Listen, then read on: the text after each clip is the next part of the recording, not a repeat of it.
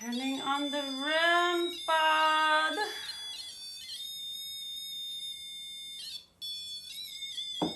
Shut the fuck up.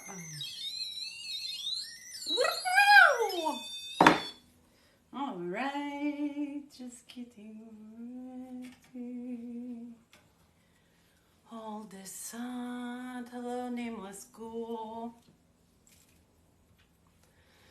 We're just getting things ready here.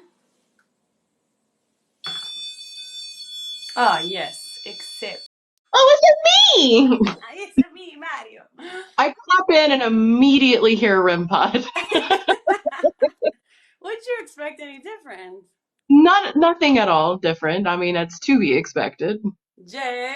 Chase, Hello, everyone Chase. who is joining. We are just getting started. So we're going. Hello, Marley. We do have a REM pod here in my camp. I'm gonna put it down because it's really annoying. Thank you. We have some incense lit. We have some salt. What do you have going on your? I've got some candles going. We've got a green candle back here that smells like pine.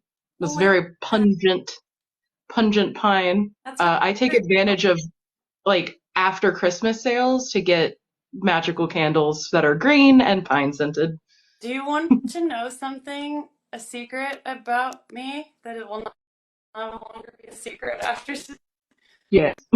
I wear bayberry, which is essentially pine scent, Mm-hmm. and I purposefully put it like back here and here and here so that when people hug me, it smells like Christmas. And the thing is I've had so many people say like, Ben, what is that? It smells so good. Like, it's so nostalgic, and I just don't tell them because I'm like, now your secret's out. Yeah, I know. Only like 10 people on here, but This is mine. It's probably backwards. It's plumeria. It is a floral scent out of Sicily. Ooh. And it smells like juicy fruit tastes. Interesting. That is how the flower smells. I am pretty sure juicy fruit is just plumeria flavored. Dina K says their favorite is pine too, but I gotta try this plumeria. Okay. I'll bring it next time I come up that way. You can get a scent. I would love that. Also, this is making me think of this random thought that I had, which is that we could make our own New Blood Universe Florida water. Like, We can.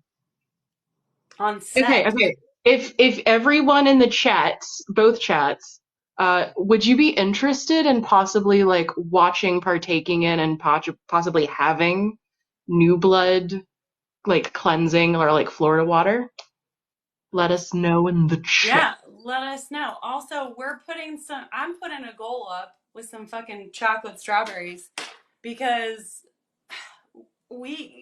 all the money goes to more shit. Hello! Look what I found! Hi guys! How's it going? It's going! How are you? Good! I'm really happy this is working. I was a little nervous. Yeah. I wasn't plans in place. We got contingencies. I can't. What was that? I was gonna say, Megan, I can't believe you haven't done a lot of lives because you have like an amazing audience. You should totally be doing lives. I know. I just I don't know what to do when I go live by myself. You're like, oh. I'm just awkward. You could just tag one of us. We'll happily do lives with you. Yeah, I will. I'm excited to actually like have someone to talk to versus just like scrolling and like being awkward. Or like just talking at the phone, be like, yep. Yeah. Exactly. Or when no one's commenting and then you're just like, so, and which that's happened to me. I mean, it's been a while since. Pardon? I was just saying me too. Sorry, I get excited. Oh, that's okay. What did everyone do today? Oh, fucking work too much.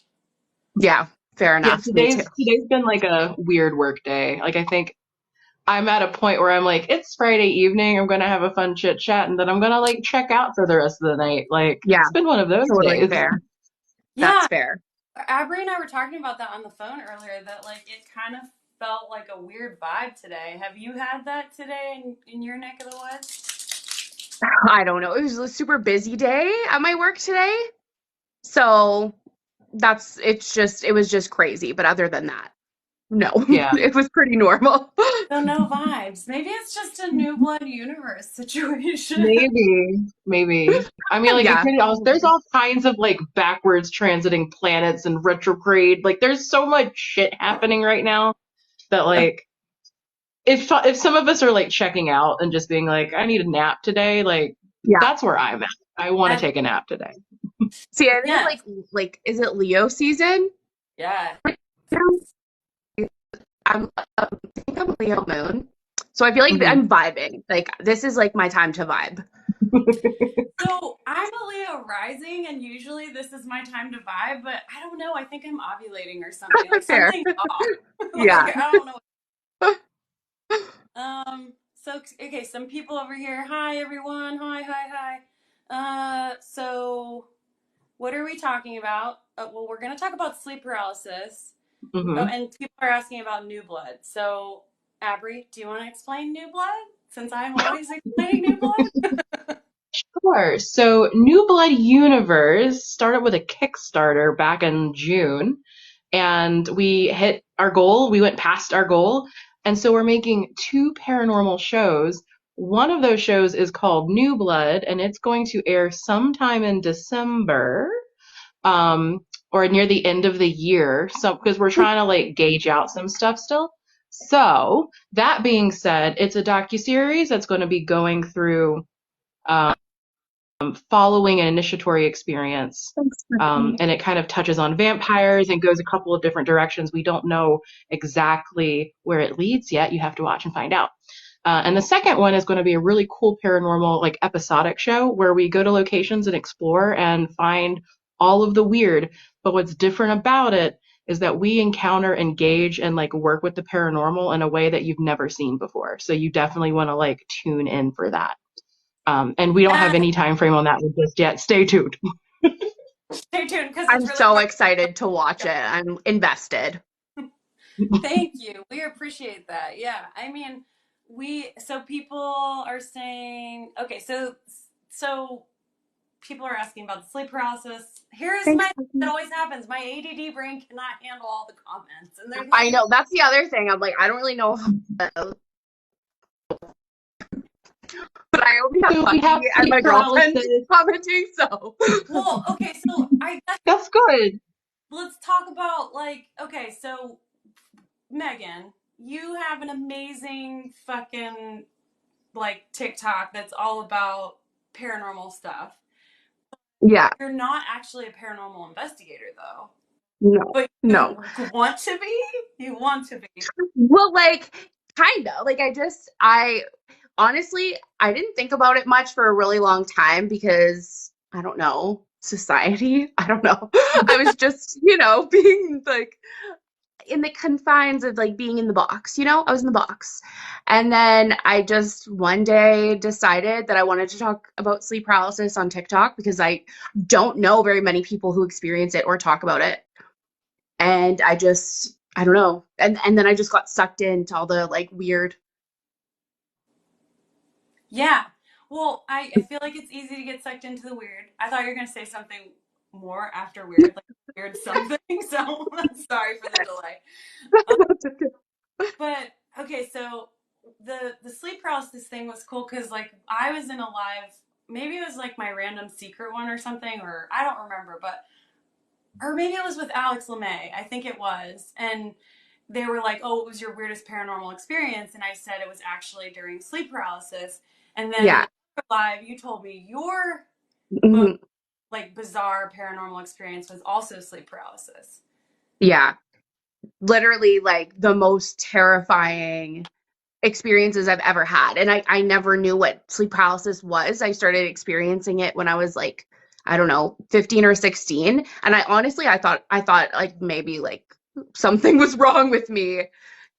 Yeah, you think it's like a mental thing the first time it happened. You're like have like a sleep disorder, Yeah. which And then could be. Could be, but I thought it was interesting too because you mentioned that podcast you did with the lady who mentioned the aliens, right? Yeah. And yeah, which was really interesting because that's one of the theories that I talk about. I always talk about different theories of what could be causing sleep paralysis. And it just kind of reminded me of the first time I had sleep paralysis. And I never had this happen again. It was only the first time. But I woke up with shadowy figures standing over my bed. That's classic. But then they literally picked me up and started carrying me out of my house. Yeah. Yeah. And then I'm like, so then when you said that, I was like, that is kind of weird. Like that was my, I don't know, it's a little sus. Yeah. Well, Abby, did you ever have you had sleep paralysis? I have had sleep paralysis, but it wasn't anything more than like the very like chemical, there's a chemical in your brain preventing you from moving. Like I was awake, couldn't move my body, and I'm just like, this is boring. I can't go back to sleep. Like I It's, didn't have any like visual experiences with it. It was mostly just I have detached from my body and can't get back into it for a bit. So it was a pretty chill experience. Still alarming because you Still can't kind of control your breathing, scary. and that freaked me out. Yeah. yeah. I guess like the first time I actually experienced it, it was like that. But I just don't count it really normally because I'm like, it was just so calm and I'm like it was still, it sucked. But it was like, I call it the tame version of sleep paralysis. Yes. Yeah, I would agree with that. Oh, have you? Oh, there's a poll. Yes, start the poll. Have you had sleep paralysis? So someone here, full of a really scary demon taking my breath with those dreams slash paralysis. Terrifying. That sounds absolutely terrifying. Yeah, that really does. Yeah. Well, what was your first like not tame sleep paralysis? Well, the first not tame one was the two figures like carrying me through my basement and up the stairs of my house.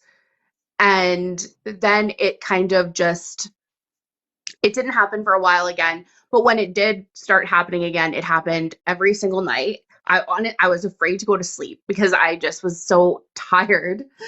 Because it's like you're asleep during it, maybe. um, but it's exhausting. Yeah, it is. Yeah. Hmm. Yeah, it really is. And like, I think so. For those of you who are on right now who don't know, hi Jay, we love you.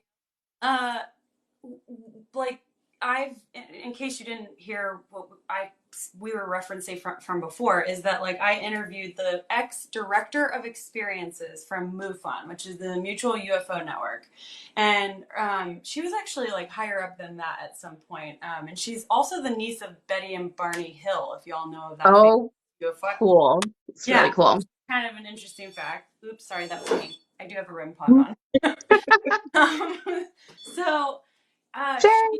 she said to me that it was fascinating that basically every single, I mean, it wasn't every, it was like 99%. It was really fucking high percentage of people who had had abductee or contactee experiences that they're literally like collecting data for. It's the most like the biggest civilian based network like documenting all this shit.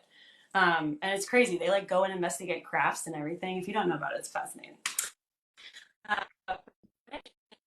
like markers is sleep paralysis. Like Yeah. like half sleep paralysis or like full on sleep paralysis, which somebody in this chat just mentioned like the halfway, which is also scary. Yes. So, like, is the halfway like what Abri described experiencing, or like what's halfway? That's a good question, right? Because like I'm curious what you all like define as your halfway. Because like you said that like the one experience you had, you said you were like I was asleep, but like am I asleep? I feel Hmm. like there are also some times where I'm like fully fucking awake, like the entire Hmm. time. I know Yeah. I'm awake. Like I can smell shit in the kitchen and Hmm. stuff, Yeah. but also I can't move my body. Does Yeah. that count Mhm. as sleep paralysis or just paralysis at that point? Like, Yeah. Well, I think it's important to define. what the medical term for sleep paralysis is and how do you determine that.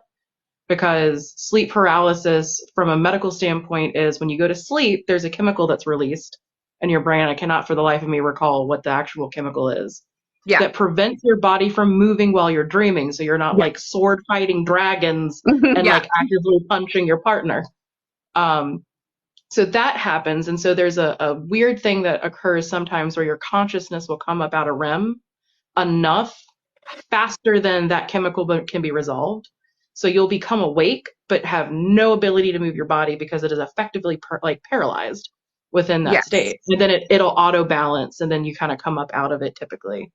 Um, so that's like the medical definition of it. But the fun thing happens when you're dealing with like hypnagogic states coming out of REM and within sleep paralysis.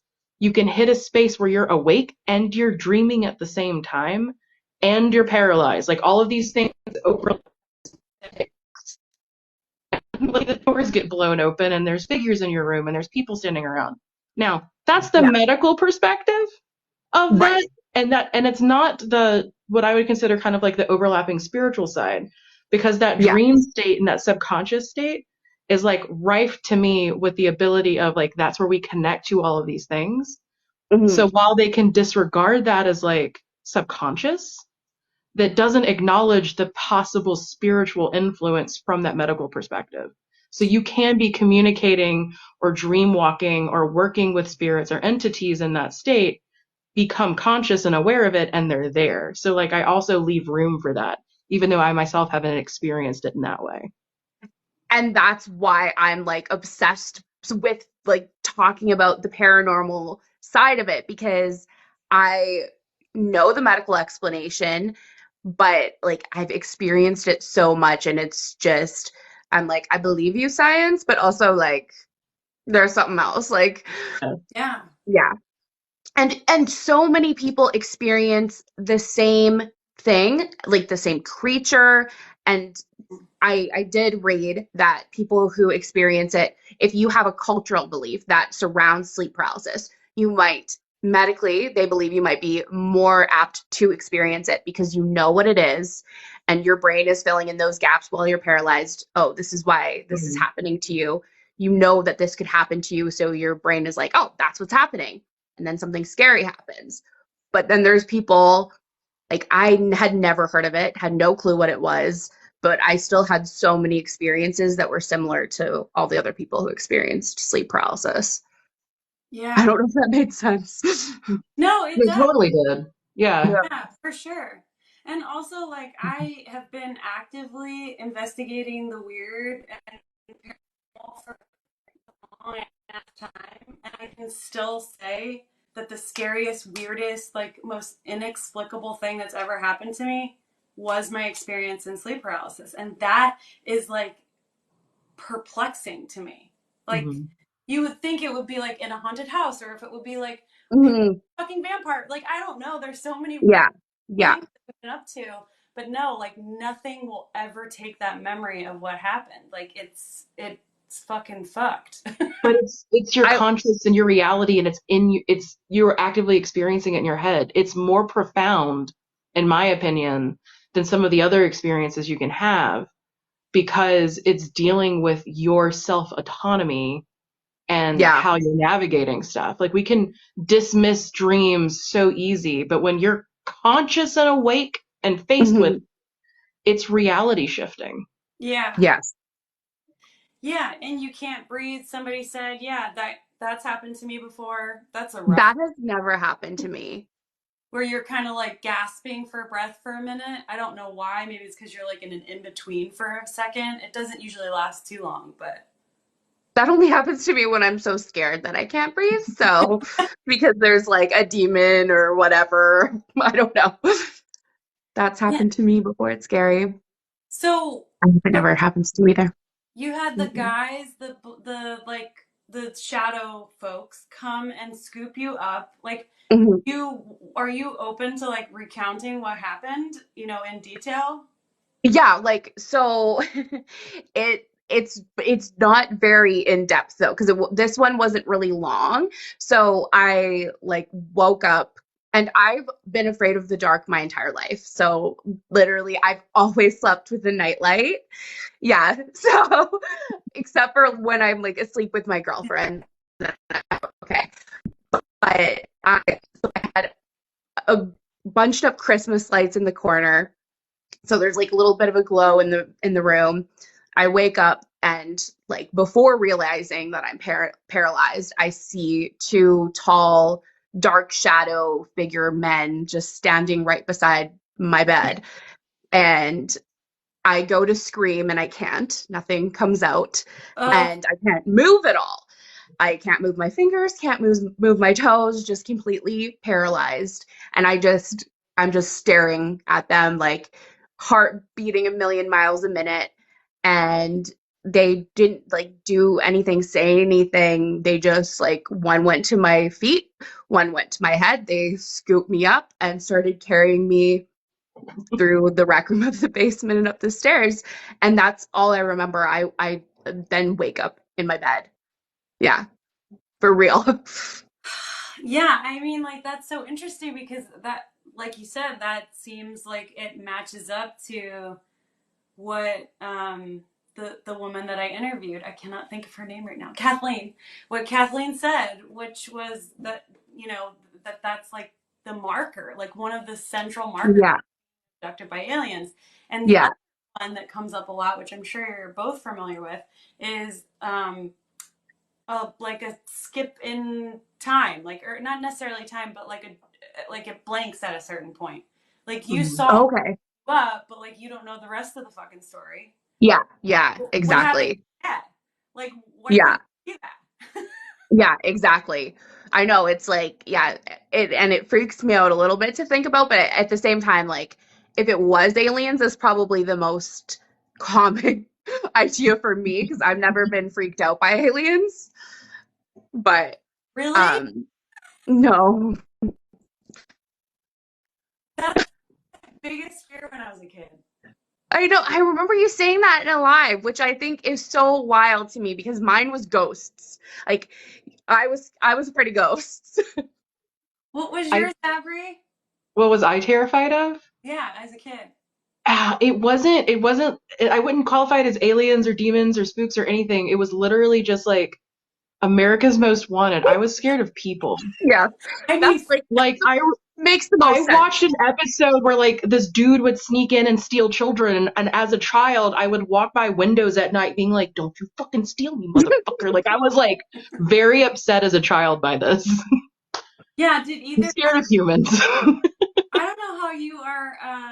How old you are, Megan? But like, did your 31. grandma watch fucking Unsolved Mysteries when you were a kid? Yes. Did it fuck you up? I don't think so. I don't Fuck. think my parents really watched that. Oh, me neither. Oh, you missed out on some good content right there, I swear. No, you And did. I never like had TV when I was like living on my own. So I never watched Unsolved Mysteries ever. Okay, well they It was like one brought of the few shows that we got in my house because we only had two channels, like CBS and PBS. That was about it. yeah. Actually, Yeah, that's talking about this the other day. Thank you, Kit. Mhm. So, yes, the music was so creepy, Bella, on Unsolved Mysteries, and I don't know if anybody saw like the remake on Netflix. Like they just rebooted Unsolved Mysteries, and it's still fucking crazy. And one of the main unsolved mysteries that I found the most compelling in the reboot was about aliens, and it was about this town where all of these people. It was like a ridiculous amount of people, like I want to say dozens, probably not hundreds. I don't know. It could have been dozens. All around the town that same night, they had people calling in about seeing aliens. And to this day, like a bunch of weird shit happened. They still can't solve the mystery. But that's the kind of shit that fucked me up when I was a kid. Like I was, no, thank you, ma'am. Did X Files also play into your alien Yes, fear? yes, it did. never Yes, seen it that did. And that show. did you watch that show, Megan? I've never seen the X-Files. First of all, Gillian Anderson was like my girl crush ever. She's the hottest. Oh, you have to go back. You have to go back. X-Files is definitely worth a rewatch. Unsolved Mysteries doesn't age well depending No, on the episode. Unsolved Mysteries is trash, but Gillian Anderson, talk about like aging well. Stop it. Stop. She's gorgeous. I She's don't even She know who gets that better. is. um Yeah. Silence of the Lambs. Have you seen that Oh, movie? yeah, yeah, yeah. That's Wait, her. no, that's what? not her. No, That's it Wait, no, isn't. it's not. that's the other. Don't listen to Wait a me. second. Don't listen to Abry. That's Jodie Foster. That is Jodie Foster. Fudge. And Jodie. I What else is find she something playing? about her unsettling. I don't know. It's like, I'm sure she's a nice lady, but Who? Jodie? My brain has just merged them together now in my head. I can't pull them apart. 'Cause now I'm like, Somebody pull what? up a picture of fucking Gillian Anderson. I Um. should actually, you know what? I am gonna look up Gillian Oh wait, Anderson. I forgot. I have this new handy dandy situation. You have a situation. Yeah, I'm so hip. I'm using my iPad. Actually, I'm Oh, smart. using, um, okay, I'm looking up Jodie Foster. This is important. Okay, well, Gillian Anderson definitely looks like lesbian, so I can She's understand. queer.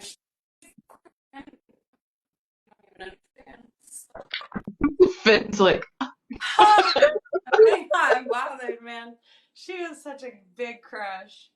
this is the quality content you've all subscribed to. Okay, Jodie, now that's queer lady right there. Yeah. Yeah, because like, look, I have gay face, and so does she. But is that not Jodie Foster? That looks like Jodie Foster when you hold that up. That is That Jodie is Foster. Oh, okay. I'm like, hey, what's going on here? Oh my God! Wait, put Jillian on the screen. Okay, hold on. I don't know which picture you'll prefer, but All of them. I think this one's nice. I think this one's nice. Oh, Jillian, stop. Gets She did better with age age. beautifully. She did. Ben, I really want to hear your scary, like sleep paralysis, paranormal, if you feel comfortable talking about it. Yeah. Okay. So everybody's talking about I'm so hyper. X-Files. Oh, and Raina, holy shit, Jodie Foster in Contact. That is one of my favorite fucking movies. Love that movie. Great movie. If you I've never seen it. You gotta see it. It's about aliens. And Jodie Foster is like this amazing, like, I mean, you just have to watch it. Yes, Raina! I'm getting pumped now. Because it's like the crossover of the paranormal queer folks and Aliens? aliens? Yeah. Jodie Foster? Okay, so my first experience that was super fucked up. I was like 16 years old and oh, it was rough. We were living in a little townhouse, and I used to sleep with the radio on, or like whatever mix I was into, and then Contact, correct. And so I was listening to some music, and I had it on like back in the day, like a little boombox situation, like near my head, and then there was a window right next to my bed, and it just had like standard blinds, and I remembered that I woke up like I was fully awake. My eyes opened because I could see my ceiling in my room. I could hear the music. To this day, I actually don't remember what the music was. I did closer to the time, but I'm old. And the music, like, so I knew I was in my bed, but I started to panic, as you do, right? Because you're like, I can't fucking move unless you're Yeah. Abry. Like, this is boring. Boring. Yeah, this is boring. We're just like freaking out. So I freaked the fuck out. And I'm just trying to move my body, and of course I can't. But while I'm actually like simultaneously looking at the ceiling, someone scoops me up, like takes my whole fucking body, and takes me like flying around my little town. Oh Uh, my God. and so I keep getting like, the only thing I can think of is like in Harry Potter, when like the Death Eaters kind of have like half of your face. Yeah. Kind of like Yeah. half was in it would like I would go back to my Yeah. and then I'd be back to flying around. And then at some point it kept talking to me. Like there was a very strong voice, and it was like, you don't have to fight. You don't have to fight. And of course, I was like, bitch, I have to fight. You know, I was Yeah. losing my ever loving shit. And I just kept, I think the fight is what caused me to like bounce back to my room. Right. And so eventually they plopped me into the hallway of my, it was like very John Mayer. Like we were in the hall, high school, like flood. And he seemingly, I don't know, it kind of morphed back and forth between male voice and female voice. Looking back on it, I think it was trying to see what was most comfortable for me. Neither was the answer. Yeah, fair. Fucking neither. And it just kind of kept saying, like, you know, look what you're doing in the school. Like, you know, look at all of the reality underneath what you think is like everyday high school, like life. And, you know, I was just panicked. I didn't know what to. Yeah. The weirdest part about this one, though, is that well, I mean, that was fucking weird as shit. But then when I finally got my body to like move, I got like whatever, one arm to move or something, and then I could get myself out. The music in my room was like at full blast, and the blinds in my room had been pulled all the way up. Like, Weird. physically, literally had been pulled up. Yeah. Whether that was me in my sleep that went and like moved them, like Hmm. I would swear no, but I have to be like open. I mean, I don't know, you know, but like Hmm. it didn't make any sense. And I No. my mother's room crying at 16. This is pretty embarrassing. And you know, she was like, "Why is your music so loud? You know, like what is going on?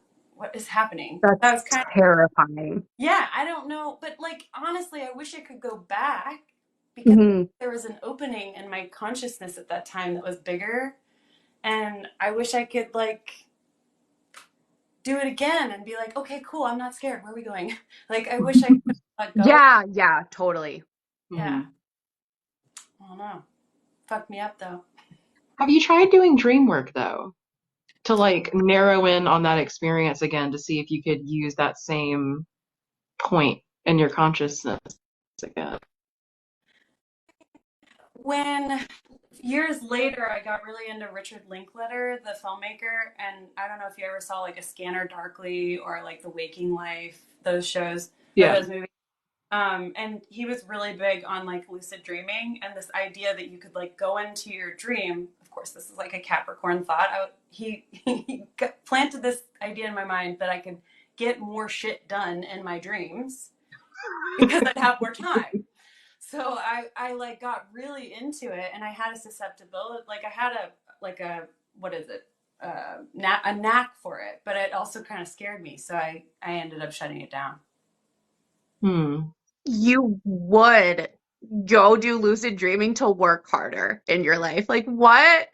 So the opposite of what I would be doing. Like of all the things you could do in the dream world, I'm like, but I could get so much done. Yeah, like, But No. what about you, Megan? Like then you said you had like it recurring like that. I did not have that. Did you yeah. have the same kind of like spirit? It was Yeah. it was different a lot of the time. The scariest one I ever had was when I actually first moved to the town that I live in now, and I moved here for an ex. And when I first moved to this town, we didn't have somewhere to live yet. So we were in her mom's basement for the first couple months. And we didn't want to bother moving a bed down there because we are going to be moving right away. So we just pushed two couches together, and that's how we would sleep. And it was pitch black down there, no nightlight for this poor little lesbian, okay? And I wake up and like the couch is shaking and I'm paralyzed. And this was like, this is my fear because I don't want things to shake. And I am paralyzed, and my ex-girlfriend's asleep beside me, and I'm trying to like move my arm to get her to wake up, to wake me up. And there's this guy like standing over the edge of the couch, like looking down at me, shadow man type thing. And this sounds, I don't know how to explain this, but like further down, like just a little bit down the way in the basement. I don't know how to explain this, but there's three women standing in a circle. I don't know how to explain this. Yeah. And they're chanting. And I was like, and the couch is shaking, and the man is looking down at me and he's saying, "You need to listen to me. You need to listen to me." And it just keeps getting louder and louder, which that is a recurring thing that I experience in my sleep paralysis. Don't love it. And Why he's not? basically it sucks. And then he's screaming at me like, "You need to listen to me." And for the first, this was the first ever time that I realized, like, I've had this stuff happen before. This is sleep paralysis. So I'm like, all I need to do is calm myself down because I watched this documentary about sleep paralysis called The Nightmare, Oh. and they said calm yourself down. You can calm your sleep paralysis down. So I was like, okay, focus on your breathing. And as I started to like focus on like, I want this to go away and I just need to stay calm, the man started getting quieter. The ladies chanting started getting quieter. But then I was like, but this is really fucking scary. And then it just came back full blast. So yeah. But that's so interesting though, right? Because it's like this is I cannot wrap my head around like what sleep paralysis is. Like, okay, so you there's these three. I'm thinking of them as witches, I and also thought of them as witches. yeah, like doing their chanting, and then you got you like listen, Yeah. and it's Hmm. like so the minute you calm yourself down, they get quieter. And Hmm. I almost am like, wait, is it necessarily intrinsically negative their message for us, or is it That's why I wish I could go back. yeah, like it's so weird because maybe what like the medical field understands of sleep paralysis is like the best we can do is just like calm you down, and whatever that does seems, Hmm. make this a more enjoyable experience. But what if it isn't meant to be specifically enjoyable? What if it's meant to be like some fucking lesson or like a Yeah. by your I, I really wish that I could have known what he wanted me to listen to him about. right, like Because what he's was like, "You it? need to listen to me." And I was like, "No, sir, I'm sorry. Like, Yeah, there will be no listening." there will be no listening. No. Your sleep paralysis demons need to have better bedside manner if they want to like Totally. communicate Like, don't information yell that at one me. needs to hear. Yeah, Exactly. Ask nicely. yeah, and, Please is a wonderful word. but also like okay, somebody here says looking back though, do you see that maybe that could have been an ancestor trying to talk to you? So like, do you feel that way? I did not think that at that time, but possibly it felt Yeah. otherworldly though. It didn't feel like Yeah. Yeah. No, I like it definitely didn't feel familiar to me, but it definitely like the three women were not from this time. Like they were dressed in like dresses that you would wear in the 1900s, like late 1800s. So I don't know. I don't know. Ruru in our chat asked, do you find your sleep paralysis episodes corresponding to times of high stress? Definitely, yes. But I talk about the this. Um, Life is always stressful. So I'm just like, yeah, so I will also answer Rue and say that not necessarily for me, because the most like bizarre one that I had and remarkable one that I had was like in my mid 20s, and that's the one where like, and I want to bring this up. It felt like Faye, very okay. much so. It was like what's that other word that I always forget, Abry? That's kind of like a centaur, but it's like with an S. A A satyr? satyr. Yeah, it was either a satyr or a centaur, some version of that, and it was like Christmas time, and I was born on December 27th. That is my jam. I am the Yeah. stressful at Christmas time. Like, Yeah. so it was just like I took a little snooze on. I mean, just the fact that I took a snooze midday on the couch Hmm. shows you where I was. Like, that's not something femmes do, sadly. And he just like was there. He was like, "Here I am. I got shit to tell you. This is what you're fucking up." And then back to you, Bob. Yeah. Frickin' my chat says, Old Krampus? I mean, Oh God. I don't. My gut says he wouldn't like that. This entity. Was that experience a better one though? It Like, because was. that was different than the one that took you for a little flight. Yeah, actually, this one, I was much older, and he seemed very masculine. Was not the reason I is that very neutral. He didn't seem like a good guy or a bad guy. He was Okay. just here I fucking am Yeah. to tell you. But Totally.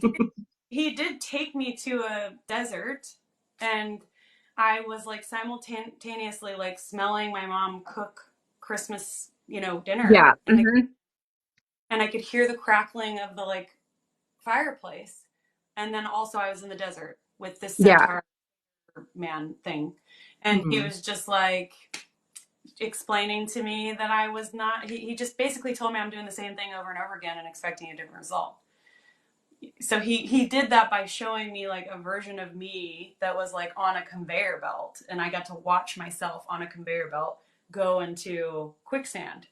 And every time I would just keep going in the quicksand, and then he was like, "Now watch this," and he would look at me, and we were both watching. He'd say, "That right there is quicksand," and then I would go, "Okay," and then I go back into the quicksand again. He goes, Wow. "This is what you're doing." He's like, "Stop doing it." That's like an enlightening sleep paralysis. Yeah, Yes. great guy, and I think I mean it Mhm. seemed like he a great guy, but he wasn't very. He was kind of pushy about it. um, and kind of like annoyed with me. But also, I think he knew that that was like the best time to get to me because it was like Christmas time. I was Mhm. relaxed, like, Christmas dinner was coming. And same thing, my mom was right there. I came to, and I was like, "Mom, it happened again." And then, my mom and I did our like woo debriefing as we always do because she's been like with me through all of this shit. That's super cool. Mhm. Did you have any that were more like positive feeling? I know it's hard to. Yeah. Mm, think because there's been a lot. I wouldn't say positive, but I definitely have had some that weren't scary, like, and that there were beings, but it wasn't like inherently terrifying. So you're saying that there were like many different kinds of beings that came. It wasn't. It was like you had the witches. I'm calling them the witches, Mhm. and then Yeah, you had I the totally guy. think I feel like they were. Yeah. Yeah. So like them, the guy. Then you had the like shadow figure, and then do you remember any of the details of the others? Yeah. Oh, am I So traumatizing unfortunately, yeah, they just plague my waking life. But you? yeah, so like honestly, it was usually just like the shadow guy. But sometimes it would be real people. Like a lady, like there was one that was just like a lady, and she was just hanging out, not really doing much. She was looking at herself in my mirror. Like there was one that was a lady on a gurney in my hallway. That one was a little weird. Um, there's been like one that was just there was a man, and whenever there's a man, I'm like, this is a lesbian household, okay? Like we didn't invite you here. Like, so what's happening? But there was one that like fucks me up to this day. And it was this and this is the part that fucks me up the most about it is I actually found a picture of it recently. What? And yeah, so I like kind of recently. I'm actually like remaking all of my TikTok videos that I made before because I used to always make them with like filters that change my face shape. And I'm like, you know what? No more. So I'm like, Thanks. Yes. Um, so, but when I had looked up the pisadira, which is Brazilian folklore and it's sleep paralysis folklore, I found this article about sleep paralysis. It was the best article about sleep paralysis I've ever read because it just like I felt it in my bones, in my skin. I was just like, yes, this everything to this article feels so authentic to how sleep paralysis is. And they had pictures of all the different creatures that people see. Yeah, that's Is the that piece of her? data. Yeah, yeah, Isadora? yeah, Ah, yeah. Which I've never seen her actually. me neither. Yeah, yeah, thank God. But this creature, like, which actually, you know what? I could probably find a picture of it. But it's like a thing that crawls, but its head is upside down. Oh, Mm, Yeah, okay. and nine. and that I after I wasn't alone in my house when that one happened, and I went and like hung out in my car and just sat in my car after because I can't be in my house after that happened. Mm-mm. So one thing that I had kind of learned in the research with the like the alien rabbit hole was that like people, and I want to go into like the psychic stuff with you, Avery, about this because I feel like we have a sensitive one here Yeah, that could use like that to do some cool experiments, but only if you want to. Uh, yeah, I'm down. but like the alien thing, it was like, oh, what was it? It was like, if once it happens, once or twice, like with a certain entity or alien, I guess in this case, like an extraterrestrial, you're susceptible then for it to happen again and again and again because they know they can get into you. Um, Awesome. yeah, I know. Just So fun. Well, so that's interesting, but then also like the psychical element is that like when I was a kid, I was extremely sensitive and empathic and like remembered past lives and like I then when I became like a teenager, I drank and did drugs because I was so sensitive. I didn't know what to do with all of it. Do you have anything like that? Because there tends to be like an overlap with that as well, like some kind of psychic. yeah. I mean, like I never had any memories from past lives or anything like that. But I was definitely a very sensitive child and definitely very attuned to other people's moods. But I've never really delved too deep into why that was. And I was interested in the occult as a child, but I was like very much not encouraged to continue looking into that when I was a kid, which yeah, grew up Catholic. So, yeah. Yeah, yeah, Yay. yeah. Yeah. Abby, what do you think about like from your perspective and like the vampiric psychic vampiric background, like folks who tend to have like be super sensitive and have experiences like out of body experiences, astral experiences, as far as like where they fit well in like workings and investigations and stuff. So usually folks are very open or receptive for I have a couple of things I go over with folks. One, the biggest one is this something that you want to elicit more control over?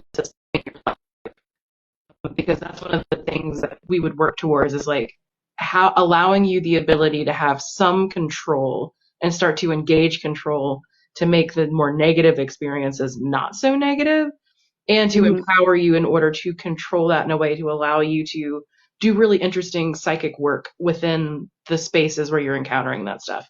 So say for instance, your sleep paralysis experience, this person's coming up to you and like trying to shake you to be all like, you must listen to me within the Mhm. context of learning some of the like psychic control. Then you could be like, you don't have power here first. If you want to have a Yeah. conversation, let's have a tea party, good Yeah. friend, and like Yeah. shift it over there. So it's kind of like taking lucid dreaming and sleep paralysis and like using those skills that direction. Yeah. What I will say kind of back towards like folks working with that stuff. So if you're sensitive and you're open it often means that you can connect to different patterns and pathways within like the psychic and metaphysical space. So that could be anywhere from like sensing into the earth to like working with spirit entities, deities, that kind of stuff. Like you can move pretty laterally around. The most important part though is you're the one who has a body, you have the control. Mhm. So at the point that you solidify your will, you don't have to fear it because you have the control now. And Yeah. that control, that like force of will is the most important part with that. But then you open all these really crazy amazing doors that can Mhm. take you into these different spaces and allow you to help manifest things in your life or get guidance from different entities, things like that, which is really powerful. It also means that you probably can connect well with other people. So like then you can start doing this thing for like if Fen, you have a lot of like dreaming space things, and Megan, you have a lot of dreaming space things, then y'all could actually work together to try and dream walk to each other Dream That'd be walk. and sick. That'd craft be a fun. dream you can use working within a dream space. I want to do that, Megan. I want to learn. Oh, Yeah. please, Megan. That sounds amazing. Yeah, so That it's absolutely stuff you can work on. Dream work is really fun, but it also takes a bit to get warmed up to. I have a book recommendation. Our founder, M. Belanger, wrote Psychic Dream Walking. And I that's a just bought it. really good place to start because it kind of outlines like this is what's actually happening. And then also like this Yeah. is how you get started and like here are the experiments you can try with your friends. Ooh, that sounds fun. Yeah, I'm gonna have to check that out for sure. Yeah, Hmm. get the book and then we can read it at Yeah. the same time, like Yeah. Yeah. nerds. We Yes. should. And it can be small, like between two people, like where you craft mutual dream space and you can expand it to include more and more people where Yeah, there's like a community dream space, that would be really cool. Yeah, which that is would be. something that's really interesting to try. Well, also, what about like, okay, Dream so party. Bucky says dream party. dream Yeah. party. Yeah. So if you, okay, so let's say this, could you connect? I imagine the answer is yes, but I just want to be sure. Like, let's say Megan and I connect in the dream world and we get like a really solid, like, we know how to do this. Like, I'm going to Hmm. see you later tonight kind of thing. But then Hmm. Megan happens to have sleep paralysis and it's fucking her up. Like, she's like, fuck this. Or I am, but whatever. For this, she is. And could you have a connection that was strong enough where like um to where you could ask for help like when something like that happened from somebody? It would take a lot of work, huh? It would take a lot of work, but it's not impossible. I also Oh, think, or I believe in subtle connections having a stronger connection to our subconscious. So let's say that y'all have been doing some and goes into sleep paralysis, like the natural connection between the two of you, if you had been working on it, you would have a sense of Megan reaching out to be like, help somebody, and then Mm. you would be there. You could facilitate coming to her space, coming to her dream space, wherever she's at, What a to be nice present. thought because I literally am all the time during my sleep. I'm like, could someone fucking lend me a hand? And no one's there. yeah, like no one gets it. No, I think that would be Hmm. amazing if you could like SOS your friend and be like, hey, I'm Yeah, not in yeah. the tonight. Hmm. Okay, do you guys want to go to the most haunted Chuck E. Cheese? Hi, Rose. My sleep paralysis is Chuck E. Cheese. He's my demon of choice, bro. Yeah, Chuck E. Cheese is terrifying. I'm actually cursed because I just saw Amanda Adventure. So I don't know what that is. Cabbies Unite. Yes, I have a creepy video. Somebody tell me their creepy video. Oh, that's your Amanda Venture is this person's sleep paralysis demon. Have you named your sleep paralysis demons?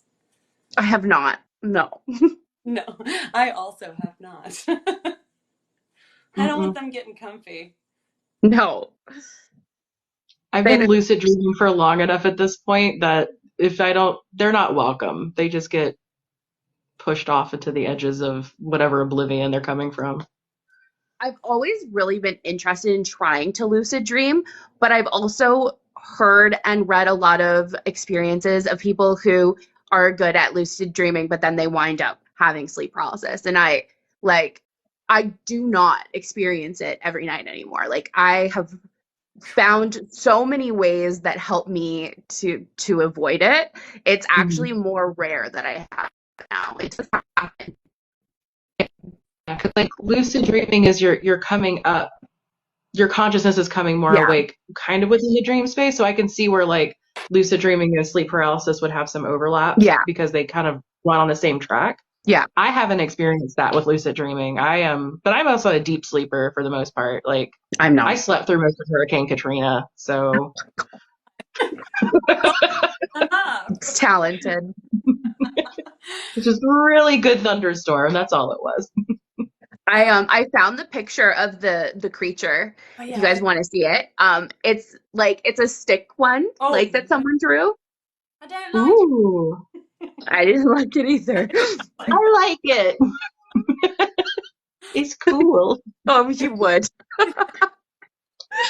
Yeah, no. oh no, I just that didn't I just don't think that's comforting. That No. reminds me of there was a friend of mine had children who were experiencing paranormal activity in their around their property, and they described something that looks a lot like that, and they called him the jumping man because he would like be up in the tree and then he'd be like doing all this like weird head movement and like jump down and then like stand up really tall and then like scurry towards the house, and the kids were like, "Nope." If Um, if I have that in my sleep paralysis tonight, that's on you. That's on you. you can feel free to call me tomorrow. We'll start going over techniques to get some control. You're gonna hate us. Right, meow.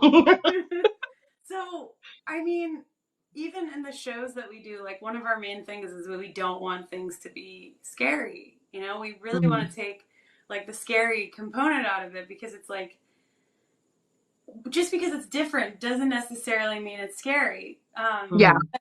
But like we've also been fed so many like horror films and like visual like it's kind of scary. So there's no other like unless that creature that you just showed me like came to me and like it was like I swear to God I'm really really nice and like you know was I don't know we'd have to have a conversation like we'd have to like yeah, be there yeah. like I just can't get past certain uh physical representations I guess. But that's a lot of lizard brain I because like know. jerky movements, things like that often like call up Oh like yeah. insects and reptiles and spiders and things that we have like a natural human lizard brain fear of because they're venomous or can harm you, or like there's all these like subconscious like human things that are there. So I can totally see that like that's always going to be slightly disturbing just from the nature of the fact that like they exhibit those characteristics that make us feel that way. Um, but then I would wonder too if you were, let's say, like you don't like jerky movement from like a creature of some sort. Like, what if you were to like spend a lot of time with like bugs and like snakes and different creatures and like desensitize yourself to it? Would it still trigger the same way? Like, I would be really Probably. curious about No, I don't actually know. I just know I'm not going to do that. I like I I like snakes. Bugs don't really bother me, but I did watch a lot of horror growing up and just definitely and that's actually what I'm so excited about with New Blood because you guys always talk about the dude bros and it's so true, like the dude bros and but it's also like it was nice to see that because like to see how you guys are going to approach the paranormal because I hadn't thought of it that way either, to be honest. Because I also like, I mean, of course, there's always that viewpoint of like maybe it's not a bad ghost, maybe it's a good ghost. Like, to not be afraid and to like, I don't know. I like how you guys are going into it, and it's nice to have a different like scene set. that. Hmm. Yeah, I mean, I think that I'm saying like jokingly I would never hang out with spiders and stuff, but mostly because the women in my family made me terrified of spiders, and I'm mad at them about that. But actually, like I had a similar to sleep paralysis experience where I was getting EMDR. Have y'all ever done that? Is Mm-mm. that like it's like a therapy thing? Am I? Yeah. Okay. Yeah. I've heard of it. Mhm. My friend did it. Yeah. Yeah, it's eye movement, desensitization, something. I don't know. Anyway, Yeah. basically they put you in like a little bit of a hypnotic space, and they kind of like literally like the way that you would with like a pendulum, like when you see. And generally people just kind of like go back without being re-traumatized to like a traumatizing event, which is really interesting. And then you basically like recalibrate the brain through like bio Yeah. stimulation. Hmm. But of course, because I'm a fucking weirdo, I actually like go into something that's like mildly sleep paralysis, like mildly hypnotic. And I had actually, it was just like out of nowhere. I was like going back into my childhood, working on stuff, and then all of a sudden, like I guess some entities like found a doorway or something, and they were like, "Oh, look, this this is great." Is it? So a woman who is terrifying. She had Mm. like this little like bun. She was an old lady, and she had these were just like hollowed out black circles, black circle, and there were spiders crawling out of her eyes and her mouth. Mm. And she was Yeah. No. very much.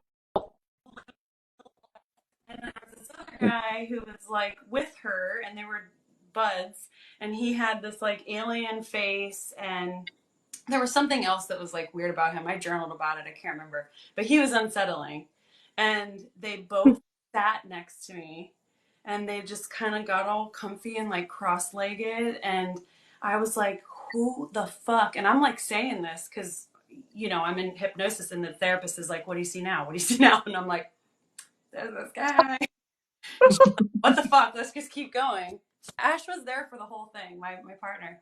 And anyway, these people, they basically are like, listen, if you want to reach your highest potential in this lifetime, you have to sit with us and recognize that just because we look like this doesn't mean we're bad. Oh, And wow. That's profound.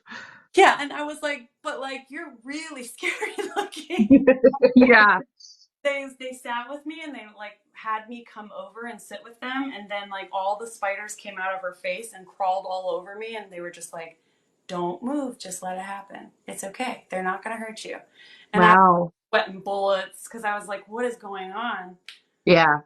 So yeah, I don't know, I mean, I think there is something there about like, I want to learn how to get better, but it's practice, right? Like it's Yeah, Hmm. definitely. Yeah, hard. because I feels like aspects of fear like manifested. Because like I like the idea or the notion of like larger abstracted concepts, something like fear, manifesting in multitude of different ways. So like if you're trying to work on your fears, like I'll out myself. I have a fear of clowns. I don't like clowns. Fair. Um, just for all the reasons. There's a particular reason why. It's a hilarious story in hindsight, but it has stuck with me forever. But like if the clown fear manifests as a clown, the more abstract you get. So like they become more distorted in like how you work through aspects of fear. But I enjoy that work because I think it's really empowering work to do. So I'm wondering if that lady and that man were basically like your aspects of fear coming forward. Yeah, I mean, it seemed that way. Like they were wanting me to get through that. And they were also like, you're about to make two paranormal shows, little do you know, and you're going to have to get more comfortable with this. I don't know. Yeah. Did Uh, you do like paranormal investigating before that? I had the podcast, but that was kind of it at that time, I think. Yeah, we were still in LA, and I had the podcast. So I was like looking into paranormal stuff, but I hadn't like ventured out into like Yeah. and I hadn't found like my style of investigation, which I think that now has become like really intrinsic to all of our investigations. Is like we're not jumping, we're not like Hmm. trying to Mhm. scare each other, Hmm. also not like going in like aggressively as if they're immediately like an Yeah. enemy. Yeah. And that's another thing too with like the sleep paralysis is like none of those creatures, shadow men, like none of them have ever harmed me or like even really tried to. like that I know of. Like, so it was just that automatic reaction of like, this is messed up and I'm scared. But like, the man wanted me to listen to him. Like, he, you know, What was he gonna say? Mhm. exactly. Yeah. Okay, let's see. I got some stuff. People are saying, okay, could it be our spirit guides? Totally. Could Yeah. be. Um, Rose says, mine are always attachments that need to be cleared. That's nice too. Um, hi, Jamie. Can I tell you the details about my demon first? Sure. A woman in a white cloak floated out of my closet and attacked. Oh, attacked? Can you tell me how they attacked, Sherry? That's really interesting. Also, Oh, well, oh, go ahead. go ahead. No, not you. I was just gonna say, a lot of people who experience sleep paralysis always get choked and strangled, but I've never had that happen to me. I haven't had that happen either. And Yeah. so Jen Mhm. Sankey then says I had what I called the white lady, which I was about to say people have also mentioned like a lady in a white something a lot. Mhm. Oh, yeah. Have you had that? I don't think so. No. No, you just got scary dude brolying over you, being like, "Listen to me." Yeah. Yeah. You just have like fucking Zach Baggins, like, God. Um, Three-hooded brown cloak, no face, asked if I was sure I wanted to marry my boyfriend. Well, that's like, yeah. That could be your ancestors. Yeah. And she says, yes, we're still together after 13 years. So maybe they were just like wanting to get like in there. Maybe they were jealous. Right. Maybe they were just verifying, like, "You're sure about this? You're good?" Yeah. Okay. Oh no. Oh no. Oh shit. What did you do, Finn? Hi, Vampire Jack. We love you, Hi, Jack. Jack. Hello, Jack. Um, Poll, yes. Oh, okay. Jack, is Shane here too? I don't think I want to go to sleep now. I'm so sorry. That was our intention. Same. To always remember is no matter what the entity you come across looks like, vibes like, anything, you're the one with the body, you're the one with the power. They can't harm you if you don't want them to. Yeah. You have to believe, like, really just be like, you cannot actually harm me. You are Yeah. powerless here. Like, But can that you is really the not? thing. No, I'm. Are we But sure? that's All the right. thing. Like, Doubt, doubt is your worst before I go enemy. like hardcore with that, Yeah, like, are we sure? Doubt is your worst enemy. That hesitation is where they come Yeah. in. So you 100%. can't, you gotta be confident as a motherfucker. Fake it till you make it also works really well. Yeah. Yeah. I'm really good at faking it. Yeah. Also, so So, here's a weird thing. So Harry Potter gave me this idea years ago, and it's worked really well for me, so I'll share. Okay. I love it If I'm in a already. space where I need to be super confident and I'm having doubts, do you remember in Harry Potter where like Dumbledore would put, like, he would pull the memory or the thought out of his head? Oh, mhm. yeah. I will now physically touch my temple and like pull out that doubt and flick it away like a booger. Oh, I like And like that. it works so well for me because it's like a physical it's a physical Yeah. manifestation of me Yeah. getting rid of it. I Mm-hmm. like that.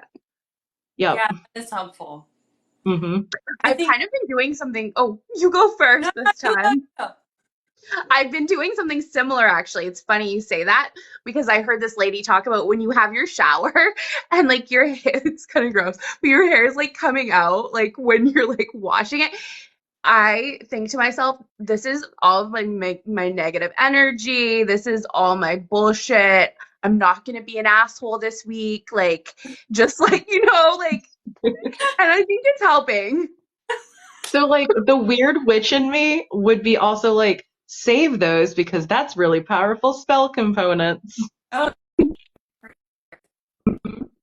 I'll have to consider that. Yeah, just make you a little hairball. Sounds disgusting, but like It keep it does. somewhere dry and not moldy. But like you would just Mhm. collect it all and make it, and so you have this. I have so many ideas how to use that. My girlfriend would probably rather I did that than leave it on my shower wall. So, I like making pictures with them though. Do you do that? I do not. I don't.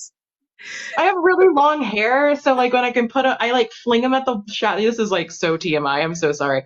I I take my know. hair, I'm living for it. I fling it at my shower wall, and I'm like, what kind of image does this make? Oh, it could be a lady with big titties, and I'll like sit there and smoosh the hair around until it That's looks like beautiful. a lady. Beautiful. I love that. Oh man, I love you, Abry.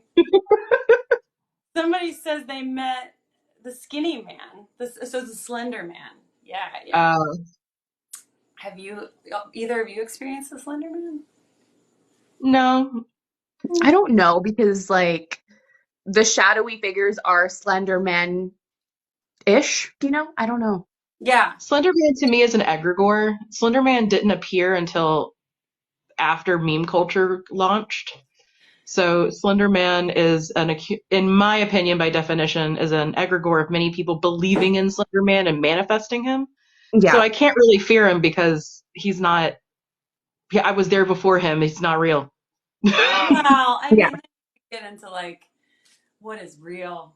I mean, Well, no, exactly. But like, I don't fear him. I have no fear of him because if I right. ever encounter him, I'll be like, I remember when you were nothing. I remember when. That's cute. That's funny. Well, like Flannel Man too, right? Like Flannel Man and well, there's a bunch that could be considered egregores that we just like don't actually know. I find Flannel Man really, really interesting because who fucking decided that? Like that all of a sudden I've never heard of you've this. never heard. Oh, you're gonna go down a rabbit hole. You should do a TikTok. I will. Like I will be looking this up tonight. Actually like making a note for myself right now. You should. Like Flannel Man. TikTok for sure. So it's essentially exactly what it sounds like. It's just like a lumberjack fucking like flannel.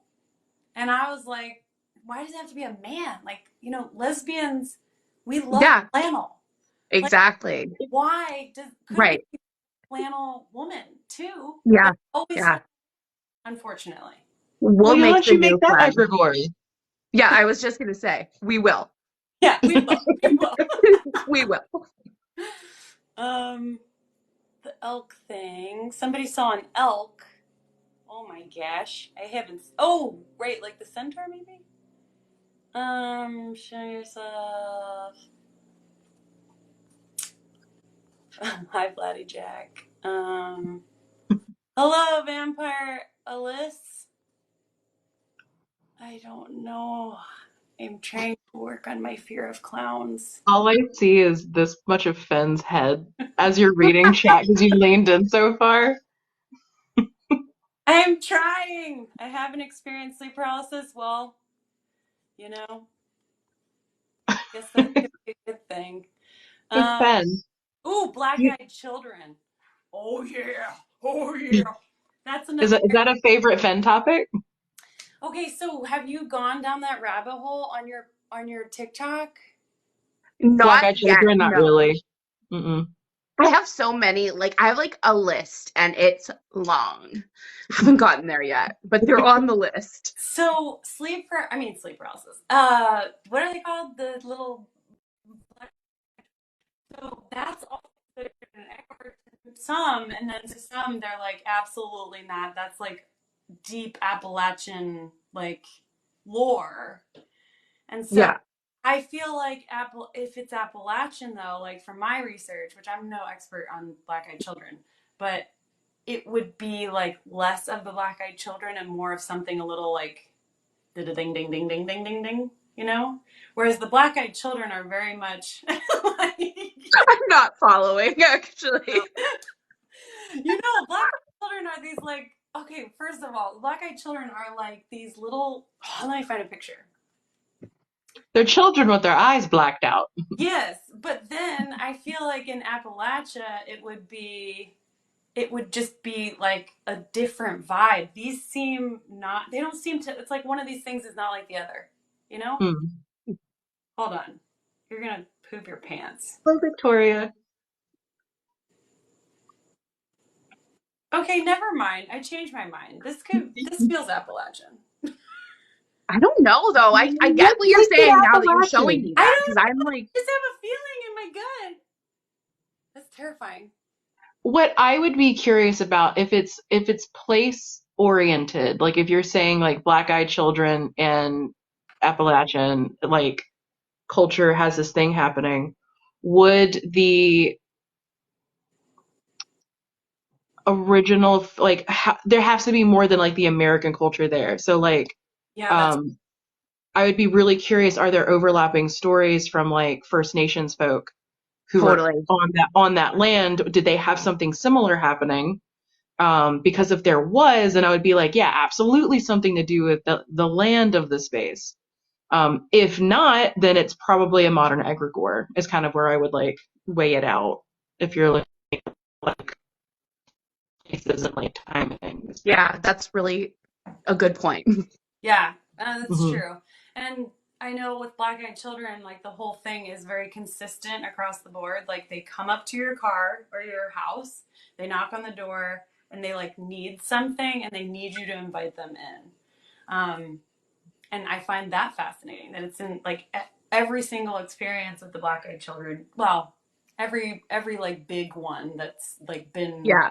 book or something has been that very thing where they like knock on your door or your window and they're like, "Hey, we don't know where our parents are," and then That's interesting to me. Okay, so from like let's go on a ride because I have like a weird thought. I'm ready. So Yeah, yeah.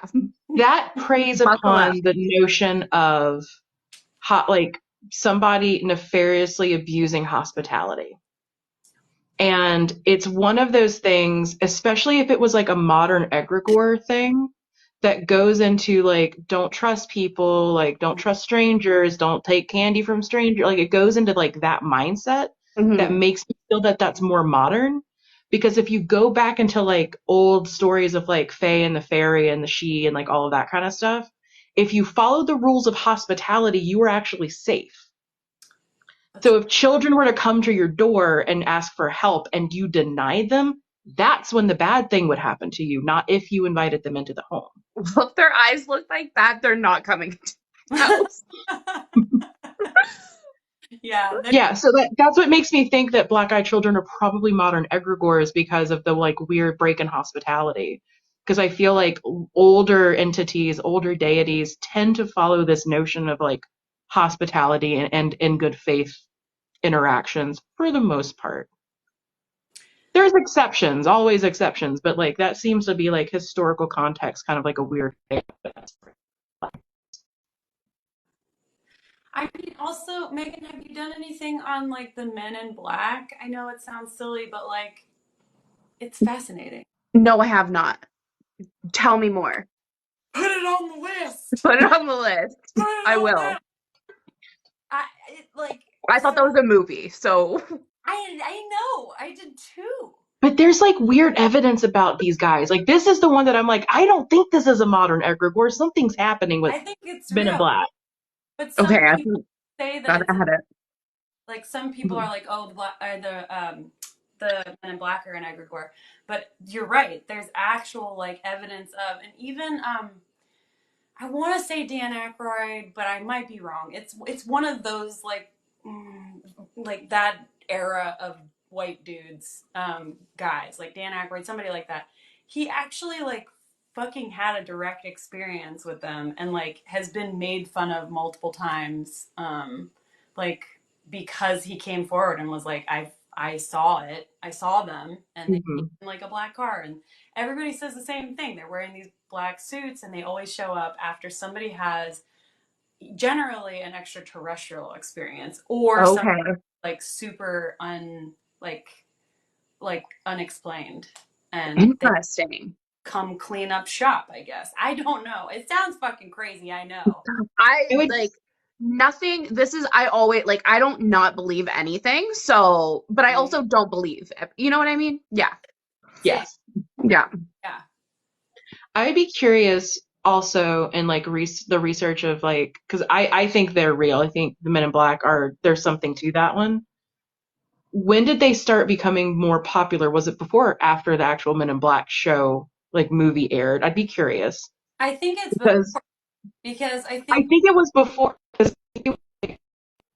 I remember hearing stories like in the X-File time period when I was a kid. Yep.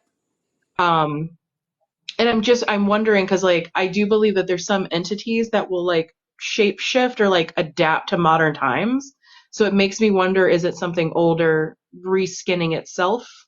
Oof. Or is it something completely new? Or is it actually like ET related in some kind of way? Like there's all these questions to be asked about it. Right. Well, like, is it ET protecting ET? Like in a black Yeah. Hmm. or Yeah. yeah, exactly.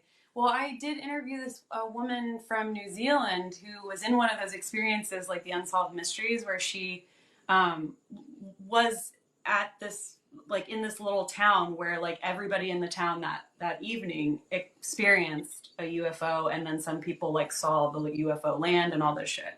And Kismet says 1960s is when the story of Men in Black started appearing, so which is interesting. that's way before. I mean, when was Men in Black? That was like 1999 or some shit. Like, Yeah, Yeah. yeah.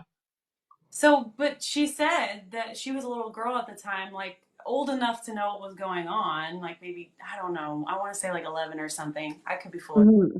but she just remembers that there was a group of men who came to the house the next morning, and they all had on black suits and black ties. And she's a sensitive, like psychic person, and she knew there was something wrong with them. She like didn't like the way they were. And she said ever since they left, her parents never talked about the incident again, but she always wanted to like bring it up, and they were just like, it didn't even happen. So Weird. is that little thingy that they have Hmm. like a Yeah. Yeah. I don't know. That is a weird rabbit hole. Mm-hmm. Yeah, but it's a rabbit hole worth digging into. I feel like it's Totally.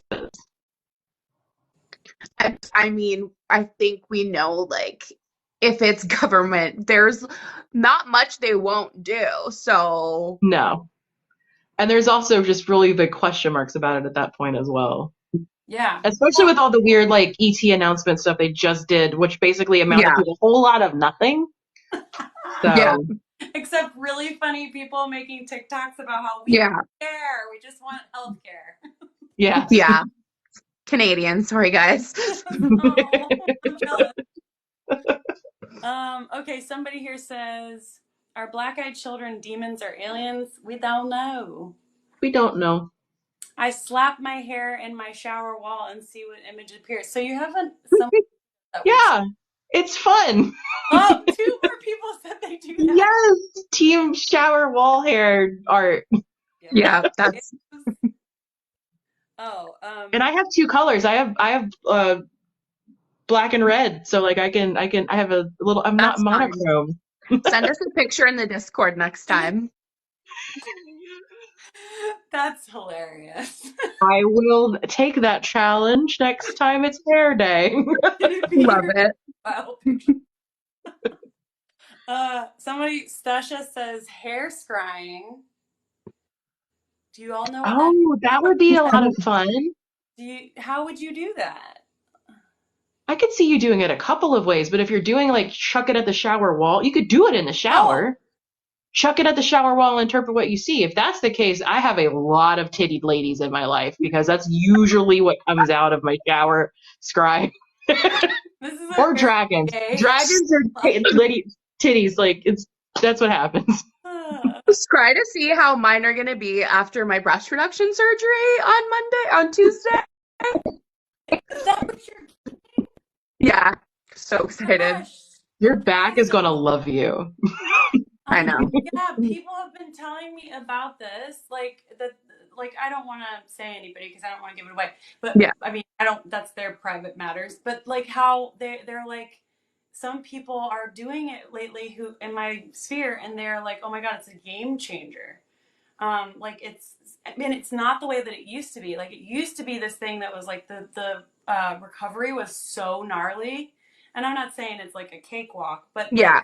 like we've advanced some, and so Yeah. Oh yeah. that's so awesome. So Yeah. what did they tell you the recovery is like, if you don't mind sharing? Yeah, no, I don't. I'm an open book.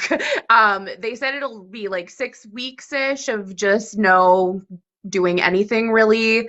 Oh wow, Um, that is no long. lifting, No no lifting. Yeah. No None of house this shit. tour. No. No They like backbending. you basically lay and then walk for 6 weeks. So And dream walk with your yeah, friends Abri and Fan. yeah, Yeah. totally. That's exciting though. I mean, not the It is. part and like not being able to do all the things, but I mean, like it's amazing how far they've come with that. Like, so that's Hmm. Yeah. awesome. Oh, 100%. And I'm excited to like lay there and not do it. I'm gonna listen to books. I like Hmm. audiobooks. Yeah. Oh, I'm gonna send you some Rex. Oh, good. Yeah, do it. Ooh, this person says there's a guy from New Zealand who encountered a Men in Black after making a documentary by Chad Kalick. Do you know what the name of the documentary is? Because I want to Yeah, I would be interested to know that too. look. Chad. Research. Oh, go ahead. No, I was just saying research. You can say what the question is or the comment. Uh, someone else. It's a um, thing. Jeff the Killer. I don't know who Jeff the Killer is. Do you? No. Jeffrey Dahmer? No. Oh, maybe. I don't know. It could be. God, he's terrifying. That's more terrifying than any entity to me. People are terrifying. People are terrifying. Right. And that's totally fair to be like logical like that, but no. No. Other things can also be terrifying. I'm not minimizing that. Yeah. Um, hair image channel on New Blood's Discord. You. I love Yes. this. What have you started? I don't know. I want to apologize, but I don't want to I apologize. loved it. Oh, Jeff the Killer is from Creepypasta. He's like another egregore. He's a Joker-like smiling killer. Mm. Sounds great. Yeah, I don't like it when scary things smile. That I no. don't either. Stop. Scary things deserve to be happy too. No. No.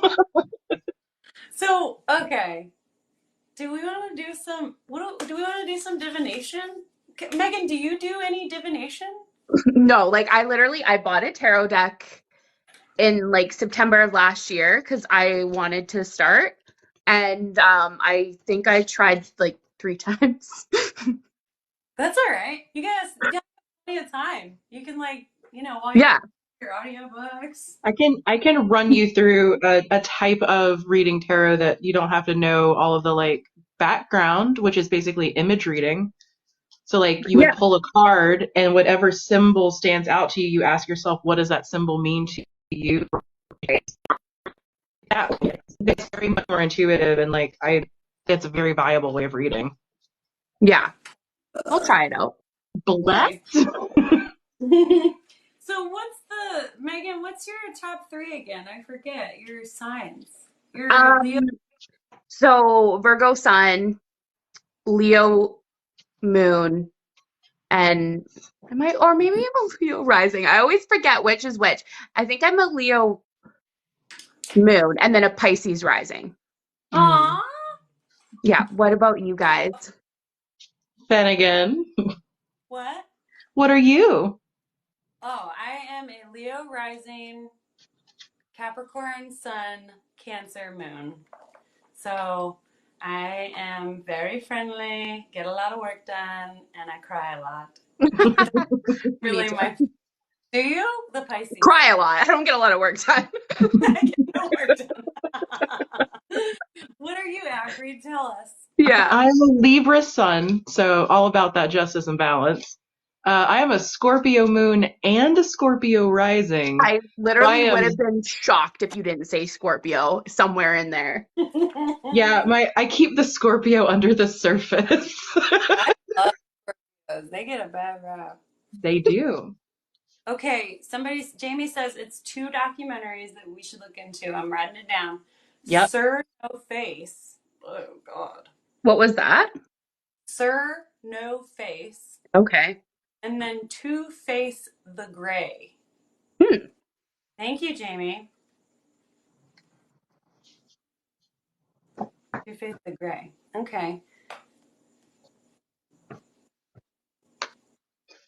You are also a Leo moon. I love Leos. Virgo rising, Capricorn sun, Aquarius moon. Ash for the win. That's why Ash likes me, because I relate to the Scorpio. I'm telling you, I feel Scorpio is such a great sign. It's a great sign. I don't know why it gets such a bad rap. It's like I think it's just because like Scorpios tend to be really intense. And hello. and I think people don't know how to handle intense. Yeah, I love the intense I signs love it. personally. What is your partner, Megan?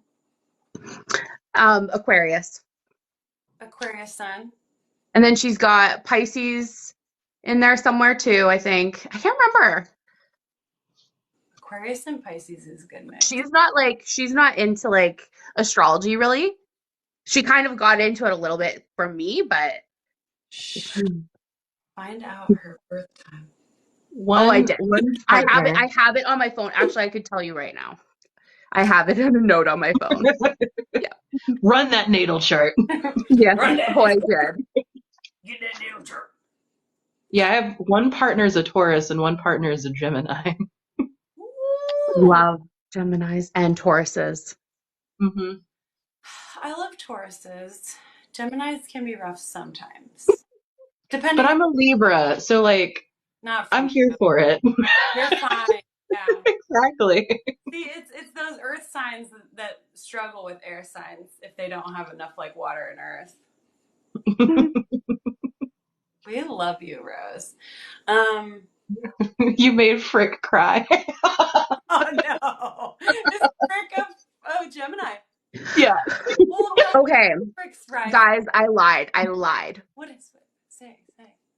Okay, Virgo sun. I'm a Leo moon, and I always forget my. I'm a Libra rising. Ah, She's the Pisces. So Aquarius, Gemini moon, and her rising sign is Pisces. Yeah. ooh, curious. Very ewy. No, Frick. I'm sorry, Frick. No, Frick. Oh my God. Well, okay, do we want to do a little divination, folks? Tell us in the comments. Do you have any Tell us for in your in the comments. We have an Aries over here.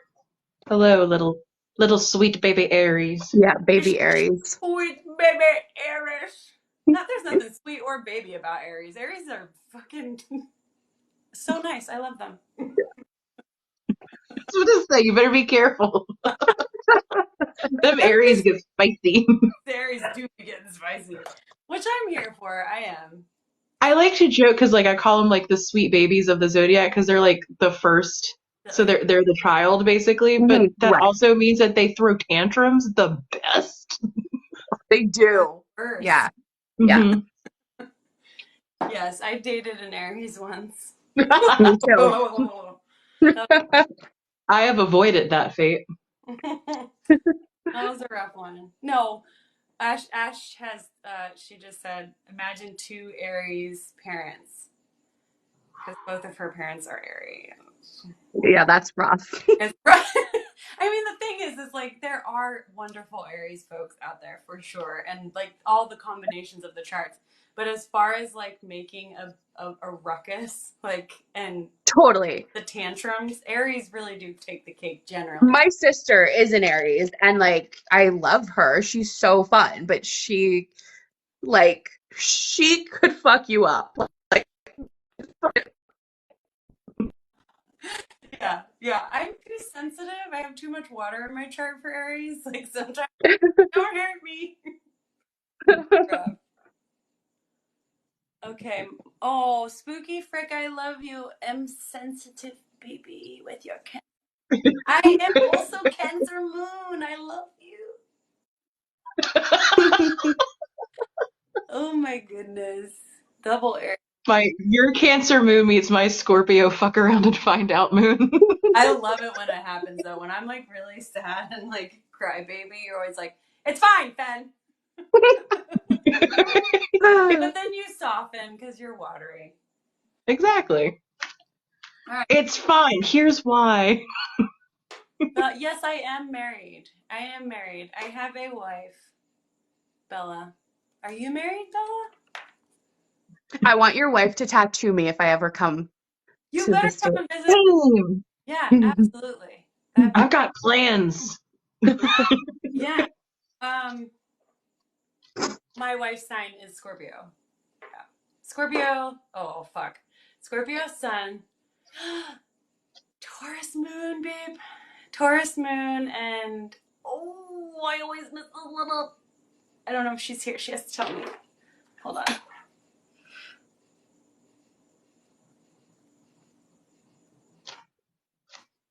Are you looking it up right now? I am. It's okay. I don't know Jordan's rising I or mix them moon. up. And I can't look it up right now because I'm not gonna go to my computer. Rose says, I would like a wife. Where is the wife store? I will say this right now on my tiny microphone that I do not know how to use. You absolutely look into my eyes. One away. What? Everyone needs a wife. I don't care if you have a husband, you also want and need a wife. Okay. Absolutely. Ash is a Scorpio sun, Virgo. That's what it is. Virgo rising, Taurus moon. Love the Virgos. I love it. I like that mix. Ash is a solid mix. I am here for that. Solid human being. Yes, absolutely. Mm-hmm. Sorry, babe, that I forgot. Bucky the Warrior says, I want a bunch of wives. I mean, I too am potentially curious in having millions of wives. Bunch of wives. Millions is too much. That's too many wives. And for my lovely gentlemen out there, you should also get husbands. Yeah. It's great for men to have husbands. Work husbands and romances are necessary. I support husbands getting husbands. Oh, Yeah. I support anyone getting husbands, just not me. Yeah. Yes, obviously. That's fair. I was gonna say I don't support most people getting husbands, but Fair. there are nice husbands out there. Like Abby, you have a nice husband. I do. I have a lovely husband. And I would be totally fine if he was like, I would like to add another husband. And I'll be like, okay. One more husband, please. Okay. We already know wives are the best, but if you would like another husband, I'm here for this as well. Okay, so I'd like some more. please, sir, could I have some more? Yeah. Folk in the chat, hi Kaylee, in any of our chats, all three of these chats, do you want to ask some questions for some divination? Mm-hmm. Because I feel like I hear you shuffling tarot cards. Tarot cards here, pendulum. I also have dice. I can grab sticks.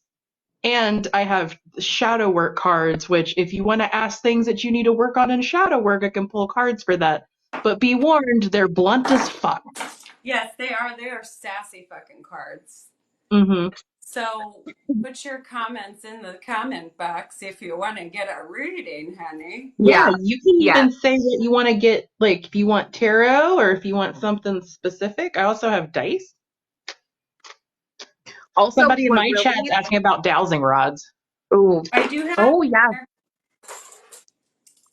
The thing about tarot for me, like personally, is I take it very like, I don't know, like Frick and Bucky pulled me a card when they were doing a live and they were like, something's going to happen and you're going to really have to think twice about it. So then everything that's happening, I'm like, is this the thing? Like, do I really need to think twice about this?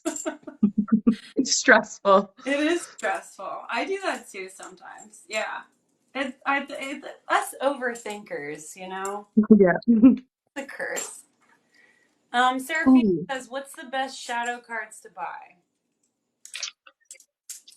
So, Shadow Work Deck by Michelle Belanger is a deck of words that are there to help inspire or journal or work with. I can also use them in divination, have used them in divination. but you can only find them on michelleBelanger.com on their website. And they have contemplation cards, shadow work cards, and haunted voices. All three of those decks are available, and each one kind of leans into something different. Contemplation cards is a really good deck to use that's kind of a more broad and generic that you can use for divination or as like journal prompts, like focusing on a word a day kind of thing. Shadow work is specifically hitting like the hard stuff, like feeling challenges. And haunted voices is a deck to be used for communicating with disembodied or ghosts. Ooh la Ooh, la. that's cool. Mm-hmm. Okay, Avery, somebody over here, Yes. Sasha, would like a tarot reading, please. Okay. I pull a card. Hey, pull a card. This is the Ace of Pentacles. Ooh, spicy. It is the beginning. So Pentacles is usually like material things and money and things we're working for, stuff in the physical plane. This is the beginning of production towards something. So this could be a new job. This could be a new project that you're working on around the house. Something in your life right now is getting ready to get started. And it's making sure that when you begin this journey to make sure that you have everything you need.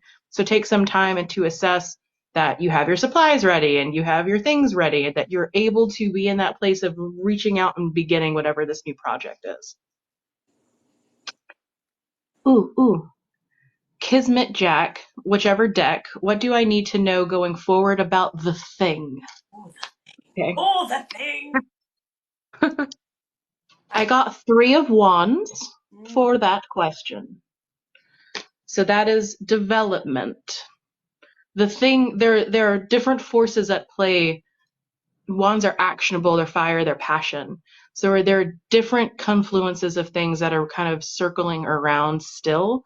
So the outcome hasn't been decided yet. The thing isn't quite to its manifestation point. So I would say that this card is probably encouraging you to pay attention to what's circling around you. And then I also pulled the Ace of Wands to clarify. Mm. Um, and that is like raw potential and energy. So it has still in the flux and flow of potentiality. So it's pay attention right now because little decisions, little tweaks of the pattern will change the outcomes rapidly, is what that tells me. Crystal, do you want to ask a specific question? It's okay if you've asked before. That's all right. And same to you, Mermaid 14. Do you have a specific question? Oh, right. I guess I have to scroll down to see. Just like waiting for it. Jesus Christ. Don't be sorry, Fred. Uh, Spooky Frick would like a card drawn. 4 of Swords, recuperation. The deck would like you to take some time to yourself to recuperate, restore yourself, and it's okay to be at ease and to relax. That's what that means. okay, Mermaid says they're trying to gain clarity on roadblocks in their health journey. Mm-hmm. And yes, Frick, take a ding dang dong rest. Take a rest. While I'm taking my 6-week forced rest, I want to do what is it called? Aubrey, you do it. Your reading that you make the picture. Oh, subtle body readings. Yeah, I want to do that. Well, like I feel like that's a perfect time because I'm always so busy, but that's like the perfect Absolutely. time. Yeah, because that message session you is about just that. we get on a Discord call and chit chat, and you can watch me draw you, and like it's super relaxed. It's so fun. So. It's so fun and it's so unique, and I've really never had anything done like it, and you're gonna. I have never seen anything like that before. So when I saw the image, oh, they're so beautiful. I'm super excited about that. They're one of my favorite things in the world to do. So, all right, what was the question? I don't remember. I have to go back. It was about a health journey. Oh, oh dear. Finnegan. A little constipated. Um, oh, fuck a duck. Oh, yeah, here we go. Trying to gain, this is for Mermaid 14, trying to gain clarity on roadblocks in their mental health journey. Or no, I'm sorry. I put mental in there. My apologies, Mermaid. It's just their health journey. Their health journey. Guess it's my. So we get Yeah. Queen of Swords. So Queen of Swords is an interesting figure because she's over the realm of logic, and approaching decisions from a place not of emotion but of logic. So this card, in my opinion, has it's a double-edged sword. That it's either telling you to approach those issues or problems in your life, or approach those strategies within your life from a place of logic, encouraging you to lean more into logic to help you make those decisions. It can also, on the reverse side of it, mean to also don't forget the emotional, empathic, and the deeper connections of things. Like, don't disregard those. That your emotions are valid, your emotions matter, and whatever those decisions make. So if a doctor, for instance, makes you uncomfortable, change doctors. That would be leaning into the emotional side of stuff. Versus if a doctor is telling you these are the 3 or 4 options available for you, applying your logic to that would help you be able to discern options going forward. So this is a card basically kind of telling you to check in with yourself and also the emotion. Megan, you got anybody in your court wanting anything? No, I have a very quiet chat on my side. There's like Well, 4 people here. I mean, I think it's like once you start doing it more, they come a little bit more. But and Yeah. Jack's been telling us, he's like, the more you do it, the more like the numbers will get there. So yeah, Yeah. I think Jack has literally built like a commune. It blows my mind. I have so much respect for like how he came onto TikTok and was like, I'm gonna make a community that is fucking awesome. Like, and he did it. Mm-hmm. yeah. With Well, do and you have a question, Megan? yeah, yeah. Okay. Um okay. Well, okay. Frick is here right now. But do I have a question? I don't know what to ask. Come back to me. I gotta think of a question. If You can there's someone always else in the you chat. can always have a question in here, and I don't know what the question is, and I can just pull a card if you want to do that. I mean, I feel normally like when I have questions, they're kind of like more deep, but like everything's going kind of good for me right now. So Mm-hmm.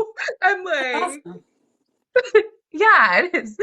Like, when is my girlfriend gonna ask me to marry her? Like, could you tell me that? Like, Let's ask. no, that's my question. What did you get? Like, is it gonna be soon? Can we find that out? What does that It's mean? it's the Chariot. Aww. Does that mean soon? Well, there's two. You're trying to wrangle two opposing forces together in order to make something happen. Is usually my read of the Chariot. That So doesn't soon sound, it's just a question of sound good. Okay, put her back, Abby. Let me grab my lasso, I guess. We're gonna wrangle. Maybe wrangling. oh, but then that's followed up. That's followed up by the Four of Wands. That's achievement. Oh, It's in the future. perfect. It's there. I just can't give you a timeline. That's fair. It's probably because it's going to be so soon that if you told me, it would just ruin the surprise. So the cards are like, That's we're not going to delicious. tell you for sure, you They're, know? they're very coy. Oh my god, I love that. It's gonna be tomorrow, and Yeah. what if it was? That'd be funny. So Your girlfriend picks you up and is like, "We're gonna go get tacos," and immediately after tacos, you just go to the courthouse. You're like, "And now we're married." done. Uh, We'll Seraphina, have a celebration later. Seraphina says, "I'd love a shadow card on what I need to work on, please." Okay. Seraphina. Seraphina's about to hop into this. Oh, this is a deck I haven't even opened yet. Ooh la la. I grabbed the wrong one. This is fine. I have like 4 or 5 of these. Get out. Oh, they're so tight. Ah. So if you've never seen the shadow work cards, that's the back, and then there's words on them. That's all they are. But they're playing card size, so they're a lot easier to shuffle for most people. And by most people, I mean those of us that have tiny hands. Do you have tiny? No, but I have really clean hands. No, I'm They're very serious. square. My Like, hands are very square. guys, like, look at that. That is. Oh, you have a very Have you ever long. had your palm read? Yeah, you should No, have. I haven't. You should try that. It's fun. I want to. I don't know how to, like, I need to figure out how to find someone because I live, like, rurally. Tiny. Yeah, you said you live in the tiniest town. I do. All right. Frick, you can test your knowledge on my hands if you want practice. Frick says she's learning, so. Frick need to read my hands then. She not read mine yet. Well, your hand's probably not as busy as mine. So Pretty to read my hands. look at that hand. All right. So the shadow work card is obligation. Ooh, that's for Serafina.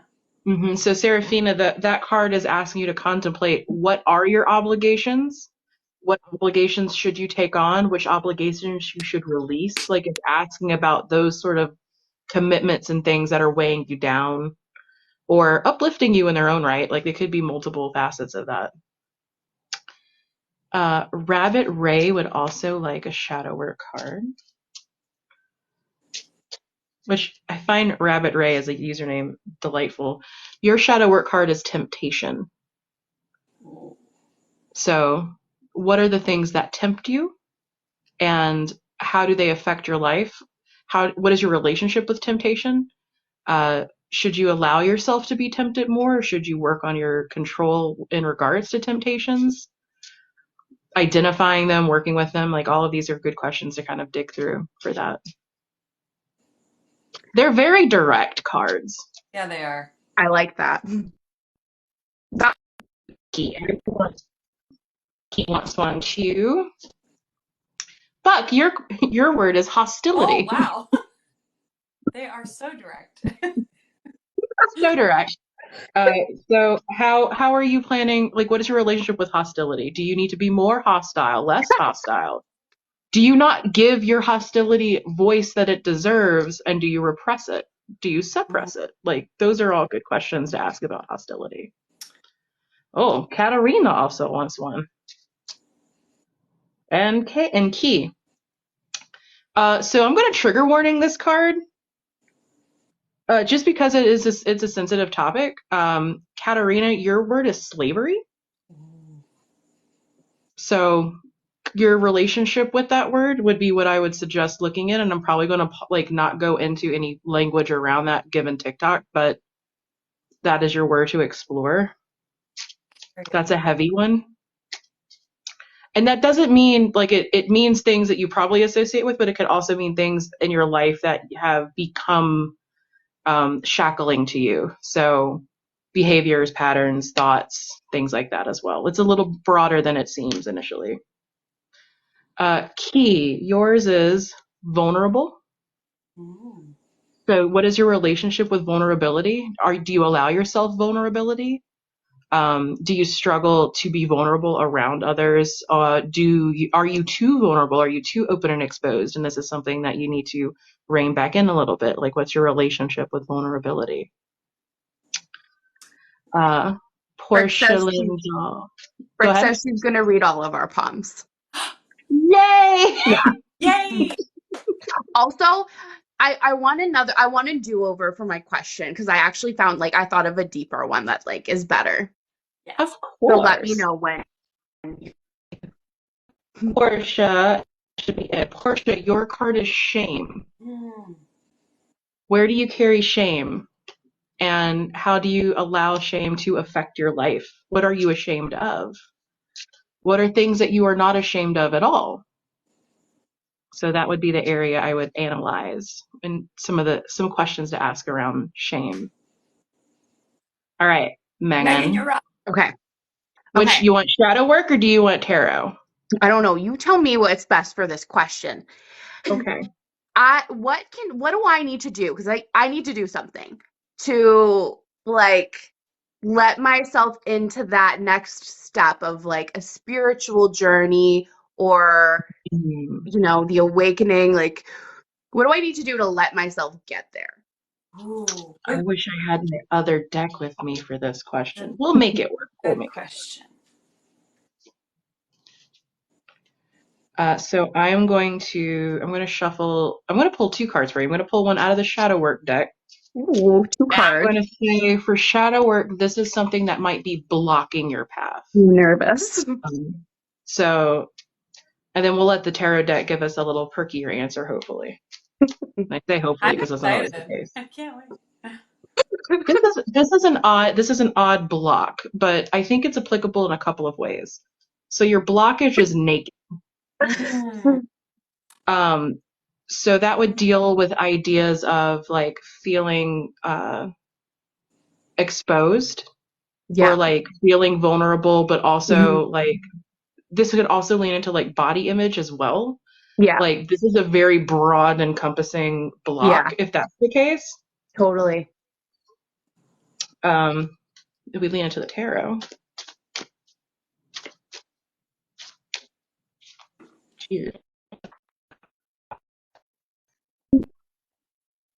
The philosopher, Knight of Swords. ooh, So heady. I feel like what you do, knowing what you do and making your TikToks and your account and that sort of stuff, you do lots of different reading, lots of research.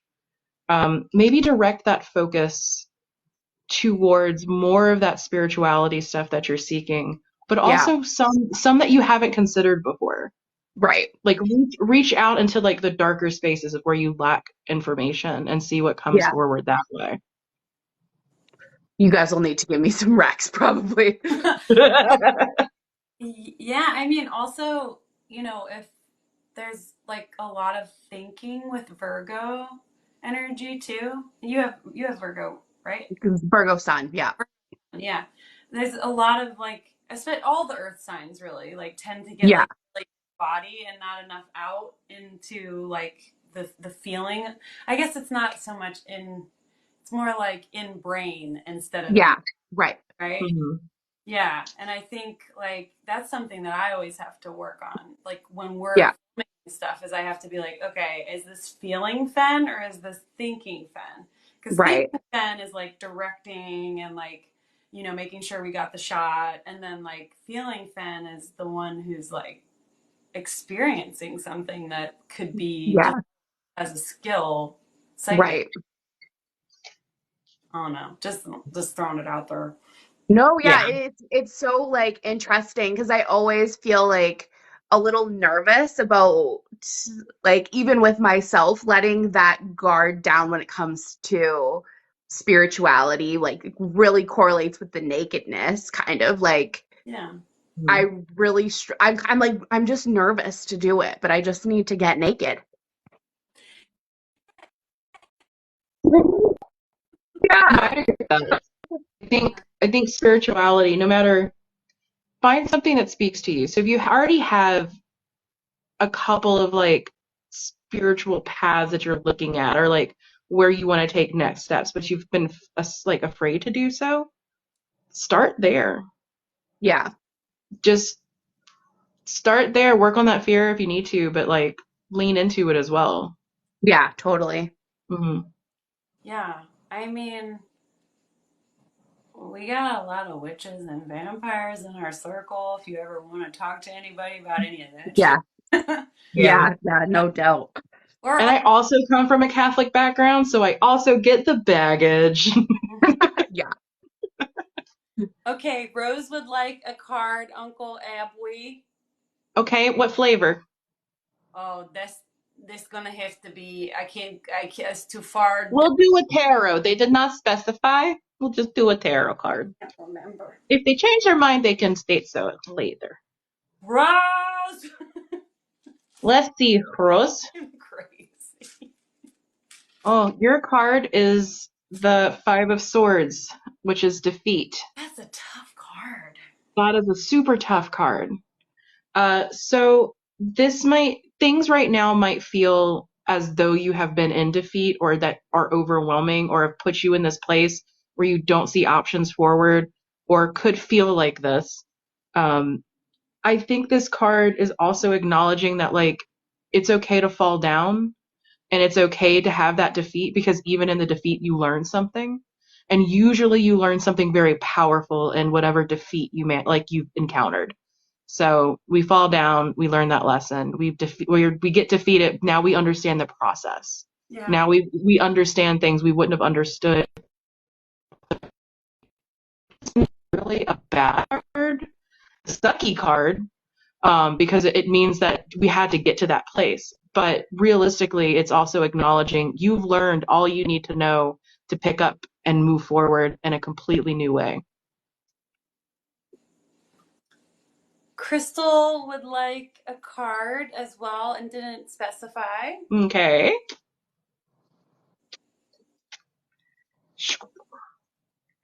Four of Pentacles, stability.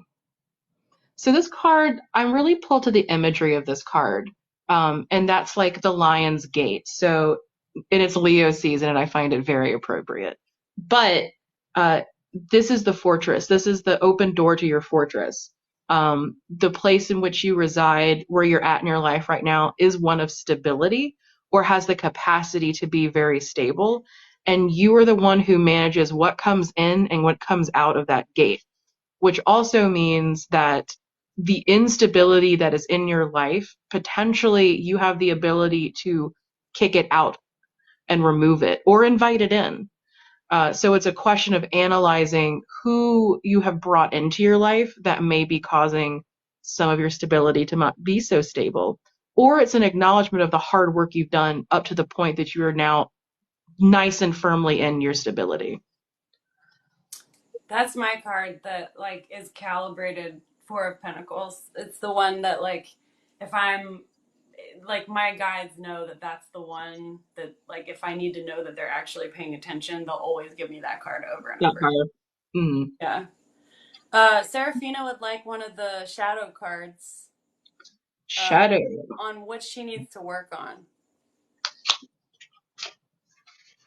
Alrighty.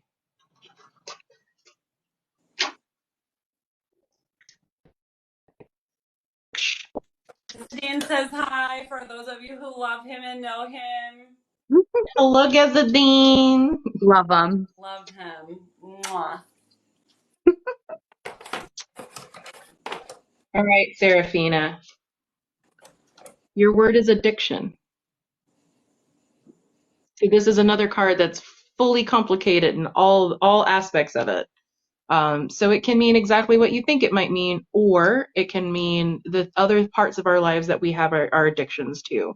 Those could be patterns, bad habits. Like addiction can spread out and be much larger than substance abuse. Or it could be, like I said, patterns that we're addicted to, people we're addicted to. It could be all number of things.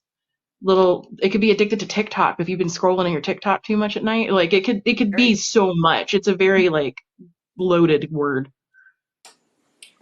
Okay, Vanessa would like to know with the same card deck, will their newest adventure be successful? Rejection. Aw, I'm sorry. I think like rejection out the gate and then like you gotta pick yourself up and try again. yes. So rejection, I would feel like if you're starting an adventure and it's telling you rejection, if you haven't started the adventure yet, I think you should take a pause and like look at the plan again. And you might find something that might be an instability and like actually rectify it before you get started. Is how I would kind of review that. and see where it takes you. Rose asks, Abry, did you design the cards? Yeah, I designed these cards. Oh, So, cool. and the haunted voices have a really cool, like this side is like thought, like ghostly looking, and it's interesting. The That's contemplation awesome. cards are white with black outlines and like black words on them. So like, but the backs are all the same no matter what deck you get. So you can actually mix them all in together and customize a deck if you'd like. Laura Gregory would like a card, Shadow please. work. I think so. Okay.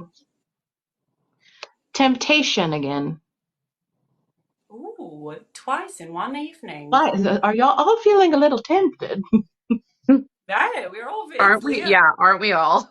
Yeah, it's Leo season. This is the name of the game. Lee says, may I have a reading too, please? Any method. Question is, which direction? Ooh. That does not tell me a direction. So the shadow work card says debt. Mm.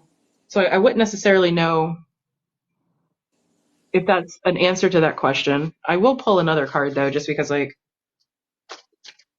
reasons for tarot has a little bit more of an idea of like direction. Carry on. Interesting. So I got stagnation. Mm.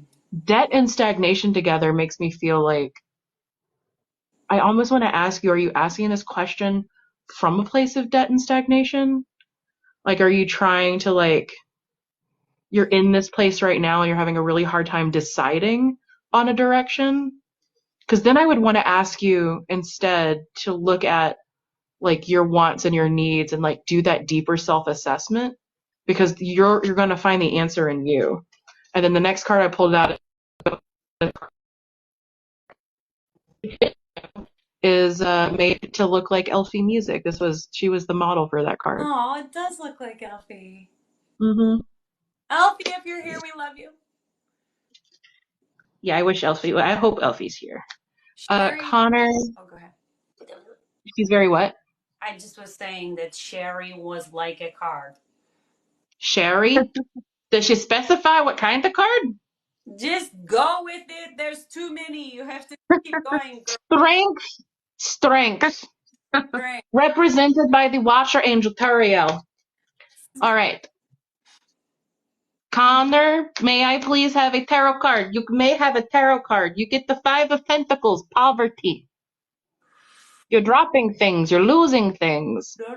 Poverty is an interesting state to be in, but you can overcome it by like assessing where you're at and paying attention to where you're placing the things you do have and kind of doing that sort of check-in. Nin Sunshine wants a card. You get the King of Swords, the Judge. He rules from logic.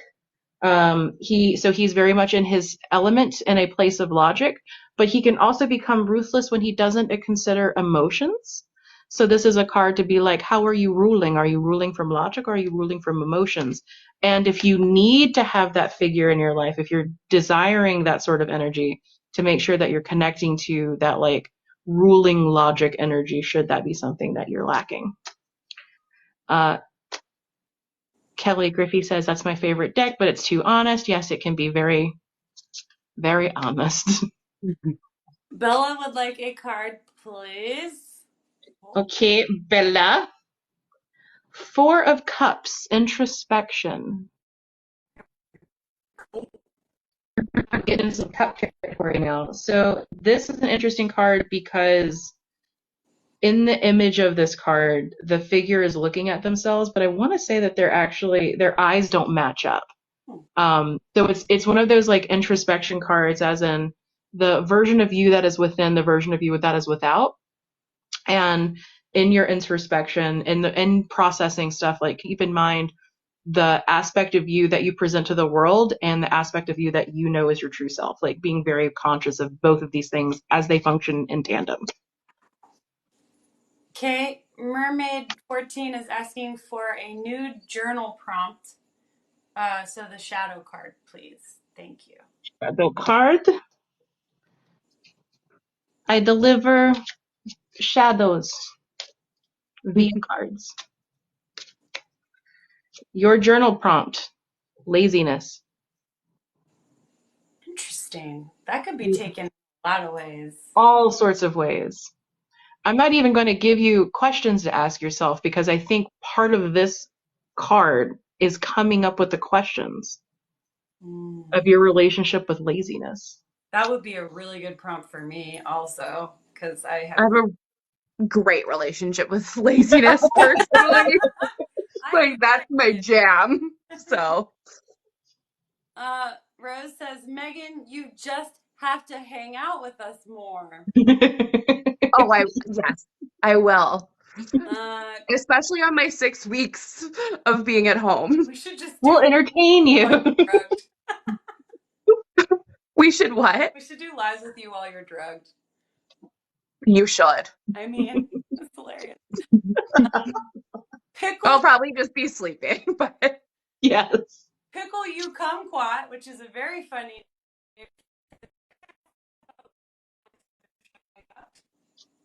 You can. That feels like a tarot card. Me. I will let my instinct tell me which deck for that one.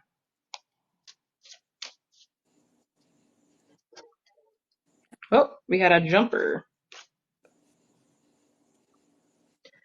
Eight of Cups, departure.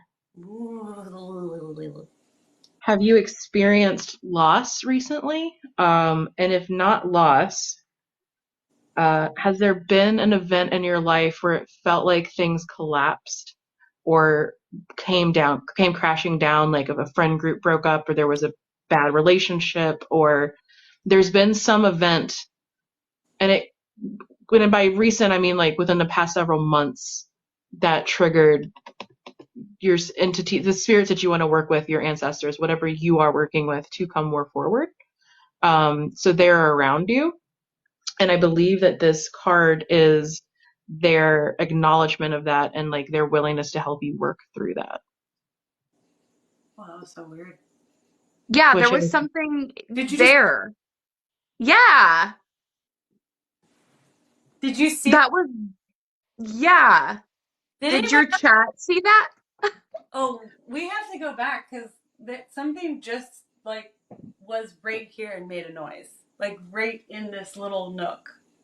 Yeah, and there was like a flash there. That's so weird. we're gonna have to download this live, y'all. Yeah, we're gonna. Yeah. I want to ask a question. Yeah, I want to. ask a question. So, okay, I want to ask about. I want to ask about the potentiality of the show New Blood specifically. Okay. I don't know if that's the best way to say it.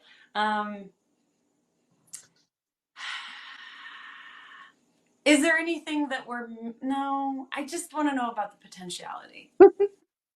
I don't want to get specific. I'm scared. Interesting answer. The Empress. Oh.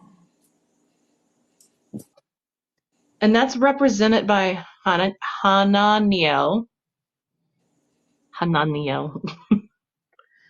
So this is an interesting card. So I have a weird relationship with this card in general, so it's kind of hard for me to read sometimes because of it. Like when I do my numbers, when I do like my what's your tarot card based on your name and like birth date and stuff, this is the card for me.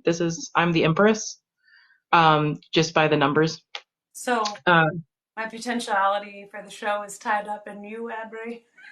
No, that would be too self-serving. But what I would say from the card itself is like the Empress is an interesting card because it is both sort of the mother figure and its ability to be the nurturer and the soft individual, like the person who comes from a place of emotion, who comes from a place of like, let me teach you. They have a lot of patience. They have a lot of love to give. But the Empress is also kind of reminds me of like Hera, like the goddess Hera, in that like she can also be a bitch. Like she can turn that energy into like holding the line. Like she can be the person who commands the army. So it's a very like this is a duality to me, and that like it is both the Empress in regards to like the motherly figure. It is also the Empress. So it's both simultaneously at the same time, which I don't know how I would apply that necessarily to answer your question, but I don't think I need to. Yeah, let's just let it sit there for a second. But could I also get could I get one of the other ones as and the question is what is our main obstacle with New Blood the show?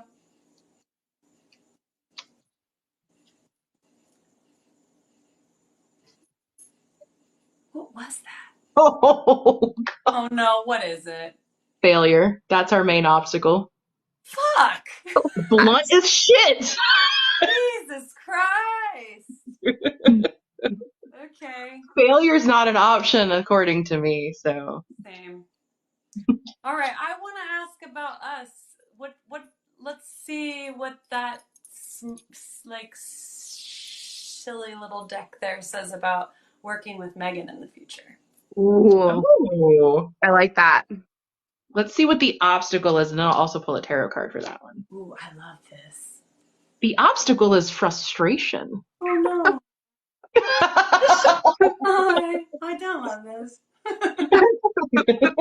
Frustrated with us. But that could be all kinds of things. Like, what if we need Megan all the time and her job's like, no? True. That's frustrating. Megan, we need you all the I time. live in All the Canada. time. You live So. in Canada, that might be frustrating. That Yeah. might be frustrating. But All right, and the tarot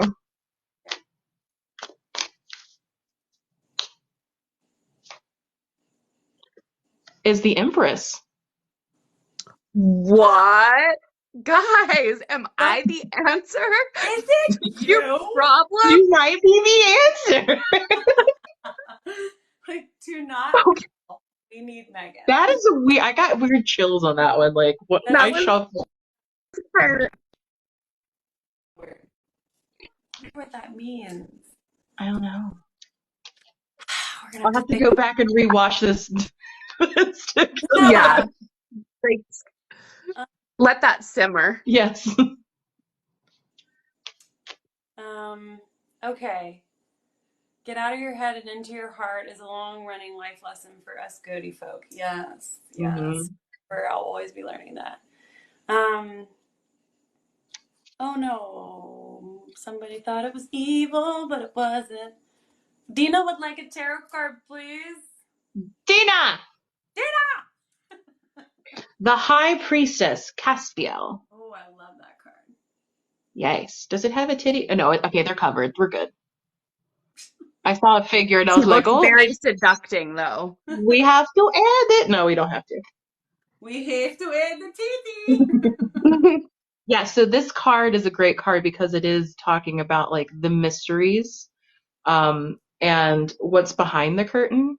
It's also asking questions about like taking that initiatory step forward in a lot of ways, like the figure who invites you to come into the ritual chamber, to like go a little deeper. So that's what this card represents, in my opinions. Laura would like a shadow card, please. A shadow card.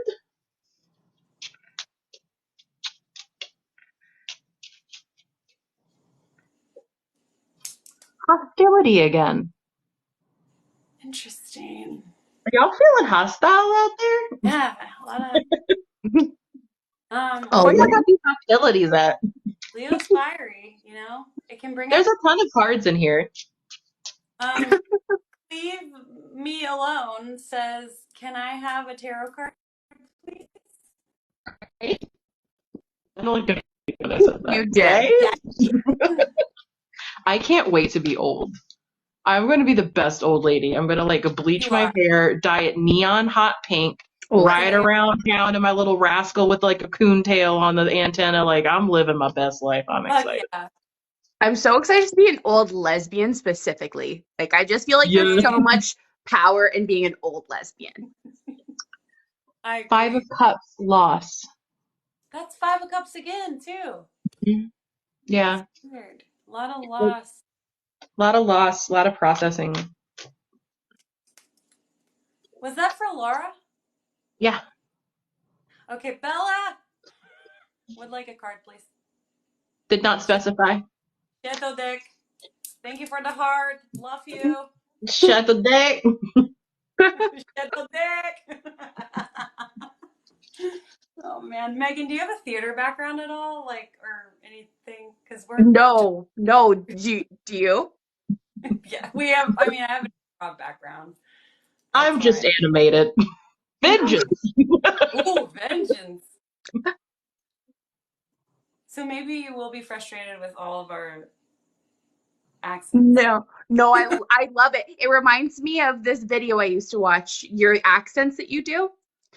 Um, it reminds me of something that makes me happy. This accent? These Yeah, accent yeah. right here. Is it this one?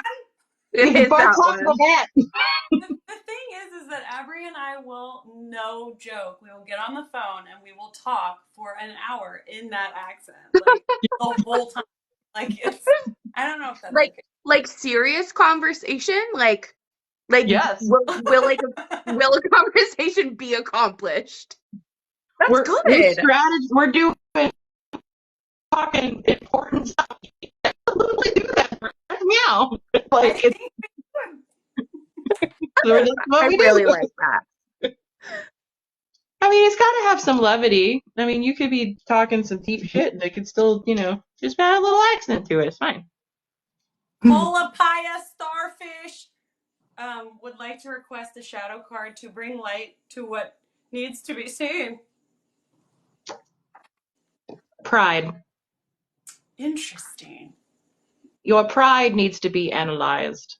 Where are you prideful? Where is pride a problem? Where is it not a problem?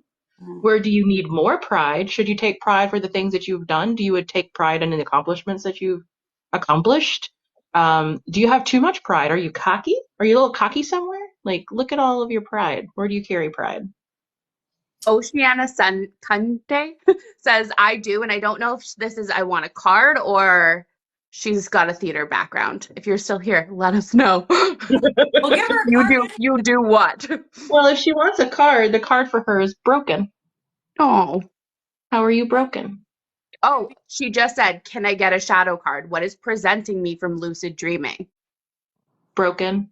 Mm, that could be like broken connection to your subconscious. I would say broken is like dealing with things that you feel like, or that you've internalized that something about you is broken, and that you're not. That's how I would look at that card. So if you're struggling with like lucid dreaming, if you're struggling doing that kind of work, are you stopping yourself? Are you preventing yourself from doing that work because you innately believe that you're broken, you're already in your way? Mm, You're stopping yourself in that kind of way. kill. So what I would suggest to somebody that's kind of coming into that place is like find your wonder and awe. Like marvel at the flower opening, which sounds so cheesy, but it's true. Marvel at the fact that you're breathing right now. That's amazing. Your existence right now is amazing. You're a collection of atoms and nerves and blood and all this stuff that's happening, and yet here you are. Like, this is cool as shit. So like find your wonder and awe again, and then like revel in the curiosity and ask questions and like shift your mind into that sort of space. Yes. Hi, And Shay.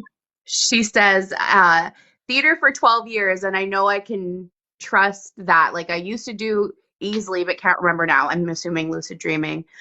Mm-hmm. I focus on trying to achieve that, and I always do. Trust me. Aw. Oh. She cries because of gratefulness multiple times a day. That's so sweet. Oh. That's great. Yeah, that's awesome. That's a really great like vibration. I mean, not to sound like too new agey, but it's a great vibrational state to be in. To be in Yeah. like a gratitude state where you can.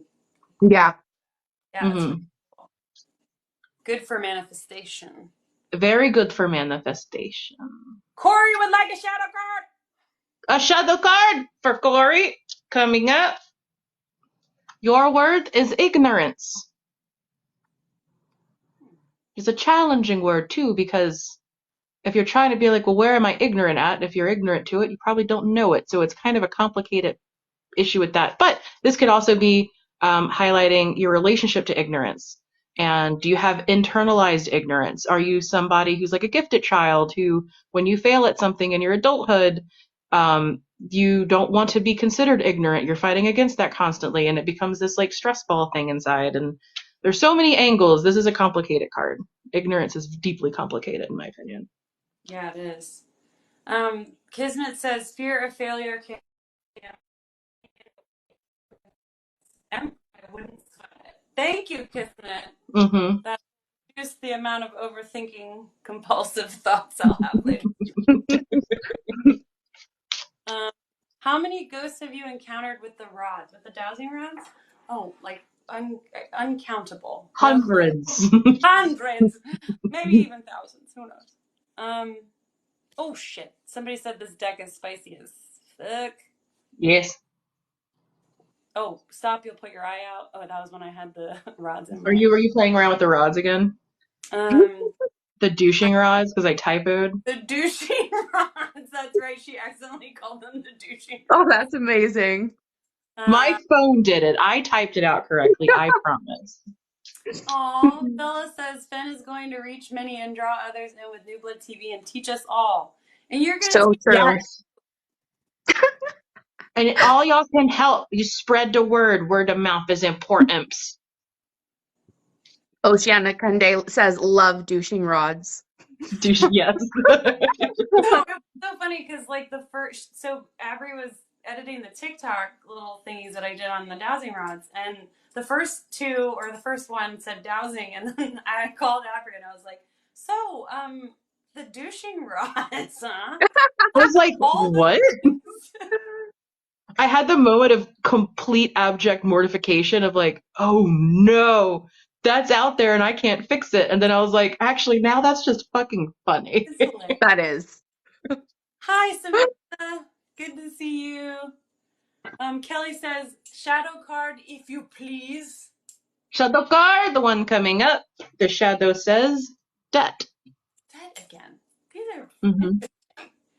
Yeah, debt's an interesting we're card. all in debt. Probably. Jesus Christ. A tarot card. A tarot card. Shifting decks. Shifting dicks. Sorry. I grew up with boys. Ace of Swords, conquest. You're beginning a conquest. This is the first part of your conquest. It is a newly forged sword. It has not been brought out to the battlefield yet. It's not been tested yet. It is going to go out with you on your adventure to conquest whatever it is you are going to conquest, or conquer whatever it is you're going to conquest. So there is a beginning of an endeavor, an adventure. Calliope would like a shadow card. Shadow quad? Shadow card. Shadow Oh, quad I love from that. Jack.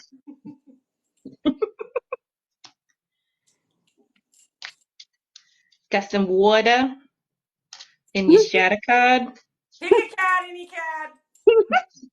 Your cat is hunger. Your cat is hunger. You're hungry for another cat. You're hungry. So hunger is a great question to ask, because where are you hungry? What do you hunger for? Oof, gosh. This kind of leans into like wants and needs. What is it that you're not getting that you're craving? This could be anything from literal food to things in your relationship, or things in your personal life, or goals and achievements that you want. What are the things you hunger for? Yes. Because your wants and your needs are important too. That's right. They are. Yeah, they are.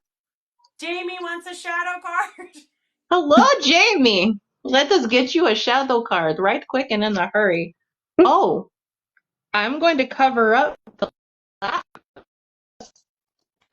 word. Don't say that Ooh. on TikTok. We don't say that on TikTok. So yes, what is your relationship with woohoo? Wow. Oh my God, stop, Finn. Vampire Queen Akasha says, "Can I get a shout out?" Vampire Queen Akasha, hello, we love you. Vampire Queen Nakasha. Megan, you have to. Vampire Queen Natasha, we We love love you. you. We love you. Wait, hold on. Yeah, like The Sims. Woohoo like The Sims. Woohoo. I mean, it could also be talking about gender, Yeah, true. Mm-hmm. um, or how you identify. Like that is also a loaded question. Like that three-letter word, many things. Yeah. But the 12-year-old in me is like, woohoo. Yeah. Denise says, will there be tutorials and lesson videos and lives for tarot and pendulum reading? We could do that. We could do lives about it, absolutely. We're not. Because I would watch because I could use those too. you know who's a really good teacher for tarot?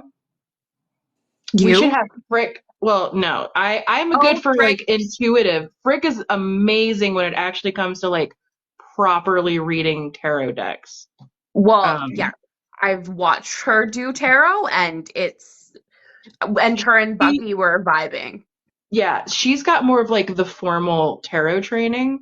Like I read almost 1,000% from intuition. Um, I just lean into my psychic senses for that because they're usually pretty accurate. Just not tooting Yeah. the horn.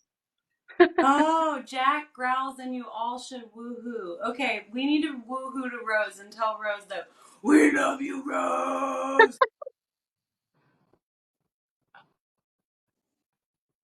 I'm trying to think. Can I growl? Oh, I could try. Oh, I can't growl. You can try. No, I need water. I literally was watching one of Jack's lives like yesterday and he growled and I'm like, it's how How does he do it? It's so guttural. it is. Mine just sounds like a little goblin. Mine sounds like Dobby, yeah. And so, what does Master want? Like that is what that sounds like. What does my... Oh, wait, Sasha says, no, you don't growl. You say woohoo. Okay, Oh, woohoo. woohoo! Like, no, you guys are growls. Those are not growls. Oh my God. All right, I'm caught up finally. Oh God, my OCD brain can't handle it. So that's what happens. You basically stop the chat at the beginning and you just slowly go through the whole chat. Because I don't want anybody to feel left out. Oh no, that's totally valid, but also I'm Yeah, very inclusive. you work really hard with like reading every single comment. I try. It's not gonna You work. do great. Somebody just said that we should interrupt Jack's live. Oh, should we? how do we interrupt it? I mean, Invite him? invite him. Just say, hey. I'm gonna let Finn do that. That's your Oh, call. that's not nice. Okay, Why is it not let's nice? just see. Okay, everyone's saying do it, do it. Okay, fine. The worst that can happen is that he'll be like, what? No, he'll be He like, can, no. like, he can decline it. He can decline. Yes, he can decline it if he's got things to do tonight. Yeah, he'll be like, holy shit, my dude. Come on, Jack. Say yes. Invite Jack. He does So have you did that with like a flair. invite Invite Jack. come to our party. Oh, Woo! Hey! there we go. That's better. Hi, guys. Hey! Hi. Hello, hello. Yeah, at first when I saw it, I was like, wait, did they invite me? Or is this like a fluke? Did TikTok do something weird? And I declined, and then I was like, wait, no, that was an invite. Hello. All our guys. chats are basically being like, do it. Our Do lives it. are peer pressuring us. They're like, interrupt Jack, interrupt Jack. Do it, do it. Do Do it. it, do it. It's ironic Also- because we were actually about to do a feeding. Oh. Could we be involved? Don't If you tease us wanna with a good be- time. You can be involved if you want. Okay. Absolutely. I'm drinking tea, by the way. Oh, bottoms up. I tried to growl and sounded like a goblin 4 minutes ago. Be Did proud you? of me for that one. Yeah, well, we thought that they were asking us to growl. They were not, but we thought that, and so we gave it a solid try, which is embarrassing. No. I missed this, so I want to repeat. Come on. Do it. I believe in you. Okay, I need to get water for it, but like, I legit sound like a tiny goblin. Do it. Goblin growl. I want to I hear kept it. my pride intact and didn't try. Yeah. No, that's not fun. Forget pride. Throw pride out the window. You gotta do it. Like, Make them Be fool out of yourself. vulnerable. Dignity All is right. overrated. Get naked, man. no, but It's a little goblin. that was better than the last time. That's because I lubricated my throat. Oh, that was good. Yeah, That's good. Oh, but it hurts, Jack. How do you do that every night? If it hurts, you're doing it wrong. I've learned that much. Oh, Years of metal screaming have made my throat leather. So So it doesn't hurt you. it Where's it come doesn't from? hurt me. It doesn't hurt me. Okay, so like when I growl, like whenever I get it, all is in like the mindset, right? You have to get into that very primal headspace first. It's really, really important because like if you growl, you know, like I could totally do it, but like you gotta be, you gotta be like that wolf in the forest. You have to have that like that mentality. Right. You gotta grit deep. Bring your core into it, allow it to just come up your throat, and it kind of grazes the back of your throat. It doesn't hit your high palate, but it comes out just the middle. So it'll. come on! So scary when you do it in a good way. Like, we love it. I don't know if I have the anatomy for that because I had a lot of throat surgery as a child. Okay. I might only be able to goblin scream, and this is fine. Okay. Goblin screaming is Ben fun. is like bringing on the wolf. Where Yeah. We all need a goblin in the party. Come on. I am the goblin that rides the wolf. I am the goblin rider. Yeah, exactly. You're on the back of the warg. You're like, it's metal.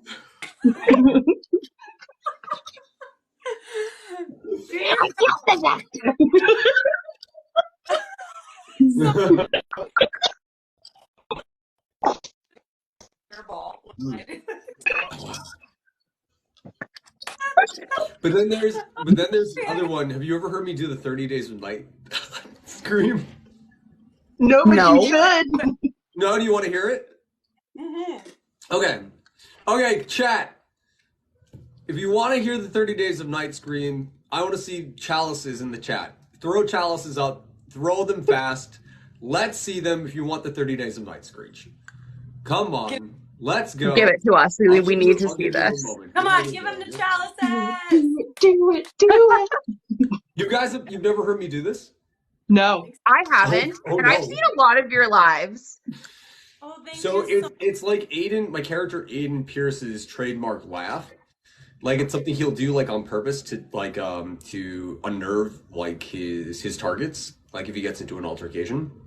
But if there's all the chalices, let's go. That's what we're talking about. All right, let's see if I have it in me. Okay. Yeah! Yeah! Oh, that gives me chills, actually. Me chills. And then the That laugh is like this. Yes! That reminds Okay. me of the System of a Down scream, too, because, like, they do inhale screams. Yes. Yeah. Hang on. I feel like I will have sleep paralysis tonight, and it will have like these growls and these noises in it for sure. No, now Then you it's can just gonna be empower me. yourself because you can do it. Yeah. I'm You gonna be in the scream corner now. Pardon? Nothing. Anyway. No, wait, Jack, do it. Do it. Oh, what am I doing? What am I doing? Wait, Do it I don't again? know. Oh, Do it again. oh, right. he said, Hold on.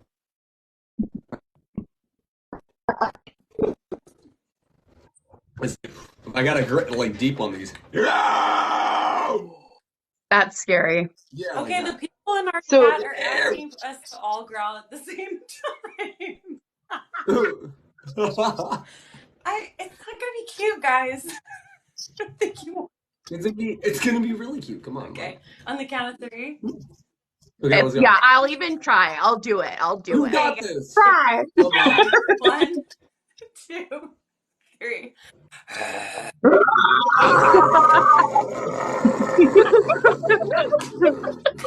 I loved it. We did it. I loved it. We did it. Oh my god. I actually scared myself a little because it was like working at first. A little. Ooh. You were like, oh, Ooh. oh. Didn't know I had that in me. They're praising us. We did a great job, they said. Yay. Chaos, all the chaos. So you're gonna do a feeding? Jack, tell us how you do that. Let's go into it. Okay, so what do I do? So basically what it is I go through the motions first. Last time was really interesting. I led everyone through a meditation first. So that way they could find their energy and get that nice little tingle, that like buzzy buzz feel, you know? That way they could be a little more perceptive, a little more open. And then what we do is I go, okay, pretty clear. We're all about consent here. Feeding with consent, in my opinion, is the only way that you should be feeding. Yes. Because of what you can do to people, which witnessed what it can do. You should be very careful. So, with that in mind, everybody that consents, you put your hands to the screen like this, put them up, you know? And then what you do is you say, to having my energy taken. And then what you do is you can look at me or you can lock eyes with me, whatever you want to do, right? Those that don't consent, if you do not, which there are those that don't, put your hands down. Down on the table, on your lap, somewhere away, somewhere where you're consciously knowing that you are not consenting to this. That way you're always aware. You say, I do not consent to having my energy taken, and then you do not look at me. Don't look at me. Look away. Look at the chat. Look at a wall. Like, you know, whatever you do not look at me. Because there was a situation, and I am fine talking about this because I'm transparent. There was one person that didn't consent. It was actually in my community, but they made the mistake of looking at me. They made the mistake of looking during the process, and they actually ended up getting lightheaded and dizzy. And I was like, Look at him. don't look at me. Don't look at him. Don't look. Like, So I have a question. yes. If I consent, is this going to affect me tomorrow? Because I have like a 13-hour bachelorette party tomorrow. Don't consent. Don't consent. Starts at 9:30 in the morning. Could I I'll be say No. this. It affects everybody differently. Like, there have been people that have had a lot of different things happen. Like, a good friend of mine, actually in the chat right now, actually had chronic pain that they couldn't get rid of. Gone, and they haven't been able to get rid of it for years. And it was just gone. Oh, that fell. Where'd that go? Okay, neat. It was just gone. Other people have had like bursts of energy for very specific reasons. But then others have felt very calm, and you know, it affects everyone differently. But for those that are usually, in my opinion, not usually magically inclined, etc., more normal, you know, because nobody's normal. Usually the effects are pretty much a usual feeling of lethargy, usually a little bit dizzy, a little bit kind of out of sorts. I never take enough to be anything too much, but there was one day, the first feed we did, I was like, okay, we're playing here. This is fast and loose ground. Let's see what we can do. And the first feed, I wear a ring on my finger always. And this is what I always have, and it is obsidian. And I always have it because it's energy filtration, etc. There's a lot of different uses. So the first time I had it up, I did my usual. I did not use the technique, which is the tendril technique. I did what I usually do, which is coaxing. And then people felt it, but there were those that were like, I wanted to feel it, and I go, okay, I take the ring off, and I go all in, and I had to stop because people were feeling it too much, and I was like, okay, and then I was under the table. That's what they're saying in my chat right now. They're like, Yeah. oh, he was just like eating cereal and high as fuck. I was on the kitchen floor with Shane eating cereal like a toddler, and I looked at her and I look at her and I go, this is where I take all of my business meetings. I don't know. No clue. It's a good place. It's a good place, So I have a comment for like viewers too, coming from like an energy working side. So for you, Megan, something you might want to try would be, this is the amount of energy I'm willing to part with this evening. Okay, So I that like you that. have control over the energy you give. Additionally, depending on the vampire, so Jack, totally up to you on this one. If folks are having issues with chronic pain, if folks are having issues with depression, if you're having issues that you would like to release, giving it to a vampire is also a great way of dealing with that if the vampire consents to that particular flavor. So if the vampire is open to take that from you, that's another way of approaching it so that it is beneficial and there's a stronger mutual exchange between everybody. Yeah. So donors have control over the amount that you can give, and donors can also offer things that would benefit them to give. It is very, very important. Very important. Yeah, that makes sense. Yeah. Mm-hmm. Before we start this, does anyone in the chat have any questions, anything to add, anything to say at all? Oh, somebody over in this chat is a vampire and is saying, wait, I lost it. Fuck. Oh, no. Oh, the vamps in the chat would like energetic gift packages, please. That's okay. So that's something I have not mentioned. That's something that has been very, very an interesting extra experiment. While we've been doing these feedings, what I've been noticing is a lot of the other vampires in the chats have been able to piggyback, have been able to get what they need at the same time. So since it's, consent and everybody is in the game of consent, obviously, it's important to be aware that there may be vampires in the chat that are piggybacking off of the energy that is free flowing, that is, being buzzing around. But it has been actually really neat to see. It's been a time. Mm-hmm. That's cool. Have you, Jack, as an experiment, and maybe we don't even have to do it tonight, but something to consider in the future. If everybody's putting their hands up to feed, what if you were also exchange? This is my taking hand, this is my giving hand. If you are a vampire and wanting to piggyback, they can use you as a hub and put their hand to your giving hand, and so they would put their left to your right kind of thing and take their energy that way, so that there's a mutual exchange and you're creating an energy sharing network. Yes, I think that is actually a really good idea. I think that's a really good. I think we can definitely do that. And I think that helps with consent, because then the folks that are piggybacking can get what they need, and everybody's very aware and on board with that. So this hand will be my taking hand, because it's always my taking hand, just always is, and this will be my giving hand. I'm gonna take off some layers really quick because I am too, because I'm hot. Yes. Loosey goosey comfortable. Loosey goosey. There we are. Oh, that's so much better. I was getting warm. I was all fancy tonight. Mary Ale on my chat asked, how much might this possibly affect someone with ADHD? So that's interesting. It's going to impact everybody a little differently. It has the potential to calm you down, bring your energy a little bit lower if you're in that donor state. So that might be something really great if you're kind of like mind is going a million miles an hour.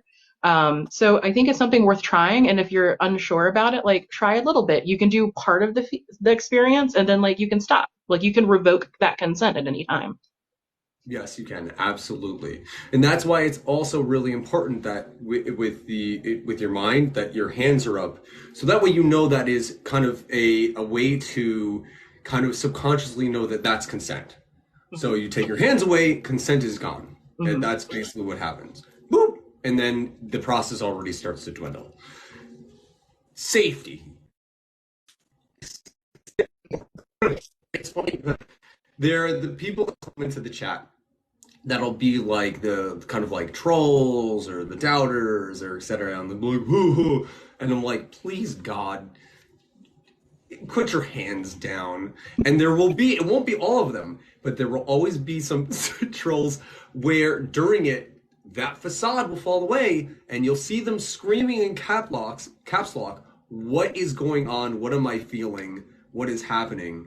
So if you're a doubter, and listen, it's also important to know, it also depends on how many people are doing this in chat. There are a lot. The first night I did this, there were 1,000 people in my chat. Wow. I did not take from everyone because that would be ridiculous. I would be pixie dust. That would be a rough situation. End of story. Your ass. But there will be those that are affected. It is not an exact science. This is very much in the developmental curiosity stages. But it has been an interesting time. So yeah. Somebody in my chat is begging in all caps we should meditate first because it worked so well last time. Yeah, we could definitely do it. Absolutely. You I love that. we do like a brief one, a brief meditation. Yeah, just to sync, get Little everybody. sync, little mind meld over here.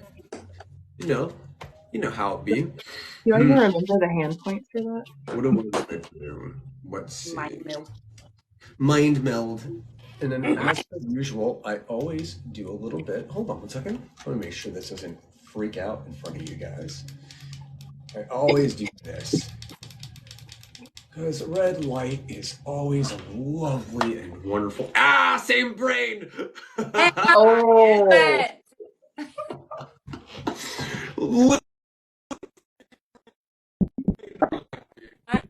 That option. Yeah, I kind of do, but I don't know what I'll look like because that's like the lighting I have in here right now if I turn this like light off. I mean, my lower Oh, lip it's too disappeared. dark.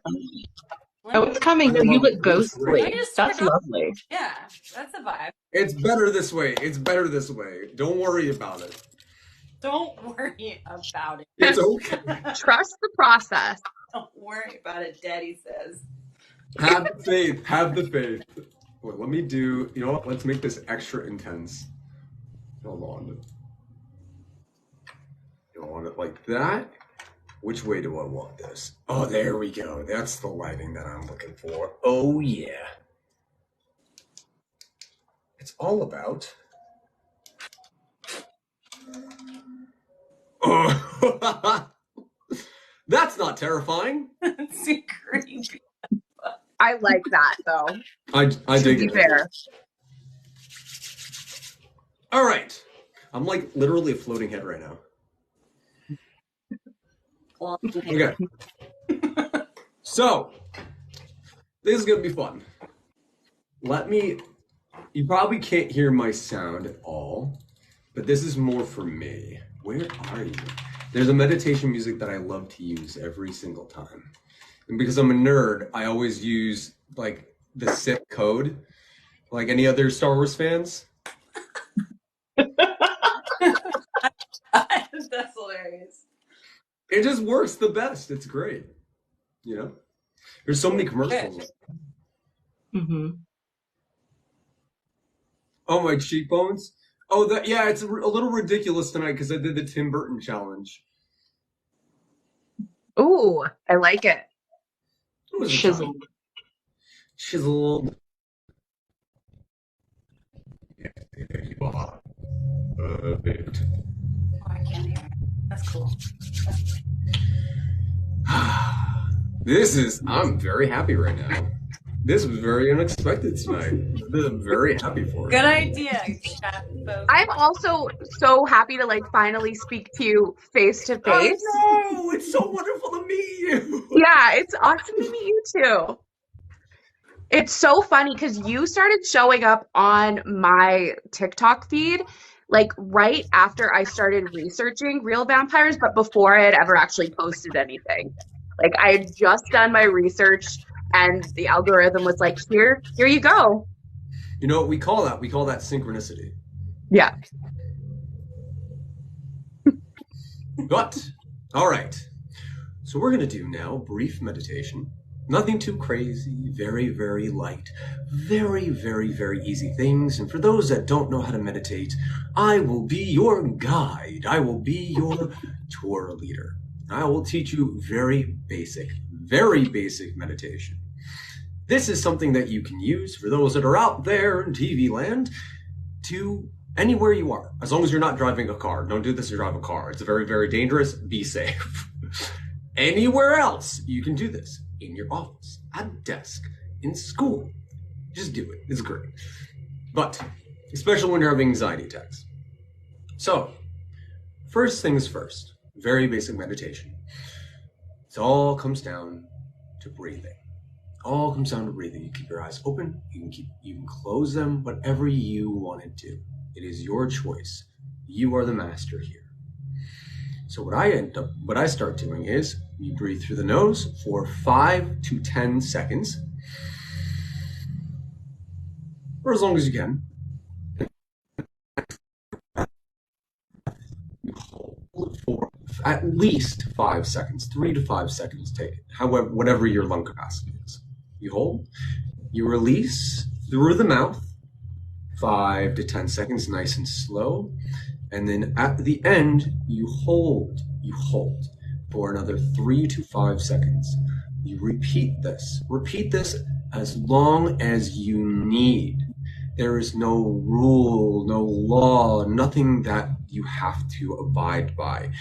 Do this until you feel buzzy, until you feel tingles start to creep up your neck and into your head. Once you feel that feeling, that is when you know you are good.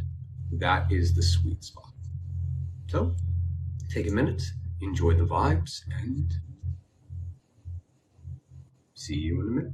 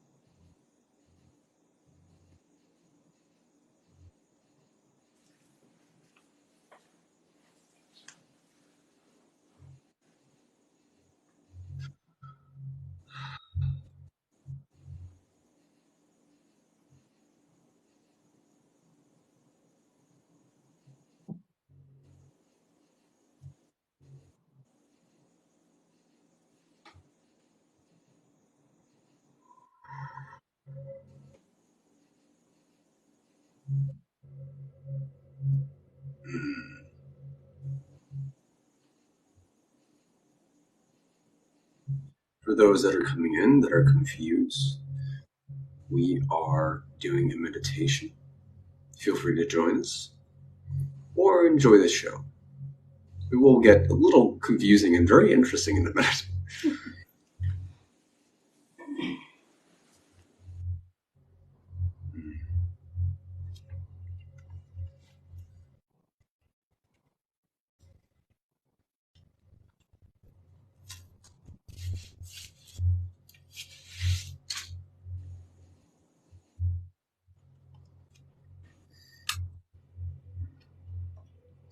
How is everyone doing? How are we all doing in the chat? Everybody comfy? Everybody relaxed? Do you feel that lovely little tingle? Very good. It's all really good. It's very good. I'm happy. Buzzing. Good, good, good, good, good. Amazing job. Lovely. Very, very happy to hear that. Very happy. I am very good. With that said, second.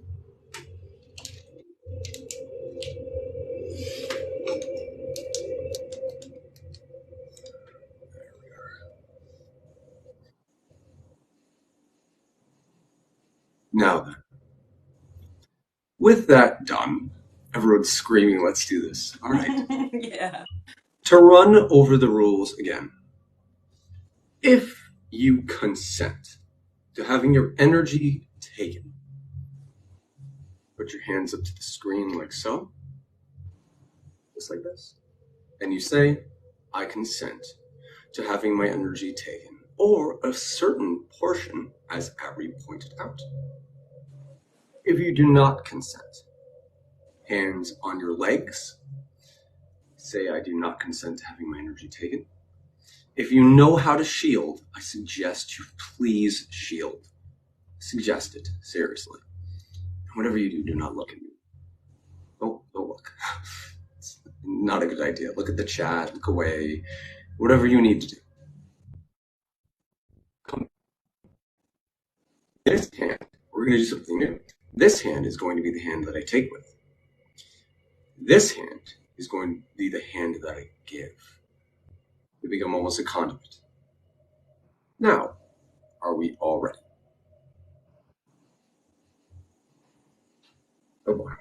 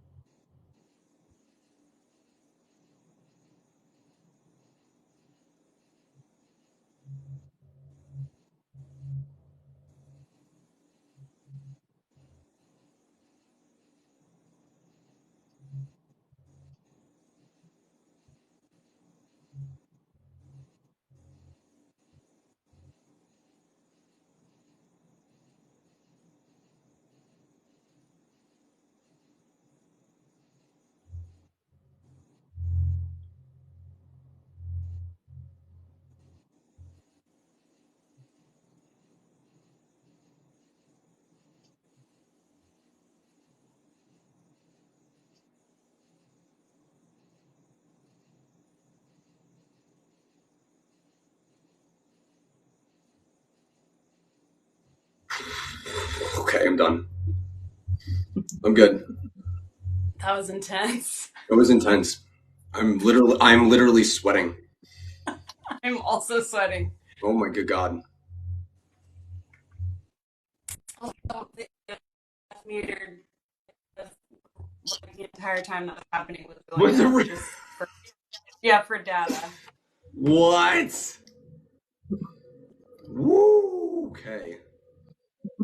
Woo. Oh my good God. Fingers buzzing. I'm seeing fingers buzzing. Mhm. Oh wow, I felt it. Very intense tonight. Very intense tonight. Holy shit. Pardon my French. Oh my god. Yeah, that was a lot. My whole face went, and I was sitting there and I was like, oh my, okay. All right. Oh boy. That was very different. Good. Yeah. Yeah, a lot of other Yes, people the are saying, feeding is over now for folks who had their eyes closed. Yeah. yeah, you're good now. You're good now. You're good. Lips are buzzing, toes tingling, eyes burning. Toes tingling, eyes burning, sweating, and my hands are sweating. Yeah, my hands are sweating. Very intense. I've never felt like that before. The pain in my stomach went away. Some of my hands and lightheaded. I love this because you can see other people's, like, oh my good God. Wow. Woo! I'm good. I am fine. Woohoo. I'm good. Woohoo, y'all. Woohoo! That's a good throwback. I'm totally fine. Feel sleepy, head heavy, chest heavy. Pain in back is gone. Feeling great. At one point, someone's screen went black. Oh, wow. There was, I didn't tell you the story. There was a day last time before where I broke someone's AC unit. During the feed. Yeah, people over here are just saying like they're giddy, and then someone asked about the EMF. So the EMF just sitting there, it didn't actually turn red, but just sitting there, it was at 0 to 1. It would just kind of like go up and down, and then while the feeding was going on, it was up to like 25, 31 Wow. at that point. Mm-hmm. Brittany. And it's, but now it's back to 0 again. Oh, Brittany. So what I would propose, Fen, is next feeding session to actually strap, if you could like figure out a way of strapping the That EMF would be to your cool. To the hand. Do it. to the hand. Right. Duh. Oh, that Great sounds idea. so sick. So for me, like my one hand started feeling very like, I don't know how to describe it other than like airy. Mm. And my other hand started hurting. Like it was like half of me was like feeling really like light, and then the other one was like it felt like almost like a breath at first, but then it started like kind of aching. Yeah, Mhm. that's a pretty usual one. Yeah. Dang, people are saying this is the best one yet. Tasted crisp like a pine forest air between fall and winter. Ooh, that's nice. That's a Isn't good it? bouquet. A very particularly lovely bouquet. I immediately felt just a rush of heat, and it was just kind of like, wah! And yeah, it was a time. And somebody keeps asking me if they saw my eyes change, which it happens. People ask that stuff. I feel sleepy, hands warm. Felt like you were pulling one of my hands in. Well, that's part of like the way the coaxing. At least that's the way that I learned what I usually don't do when I was younger. Oh my God, I am a little bit like torqued.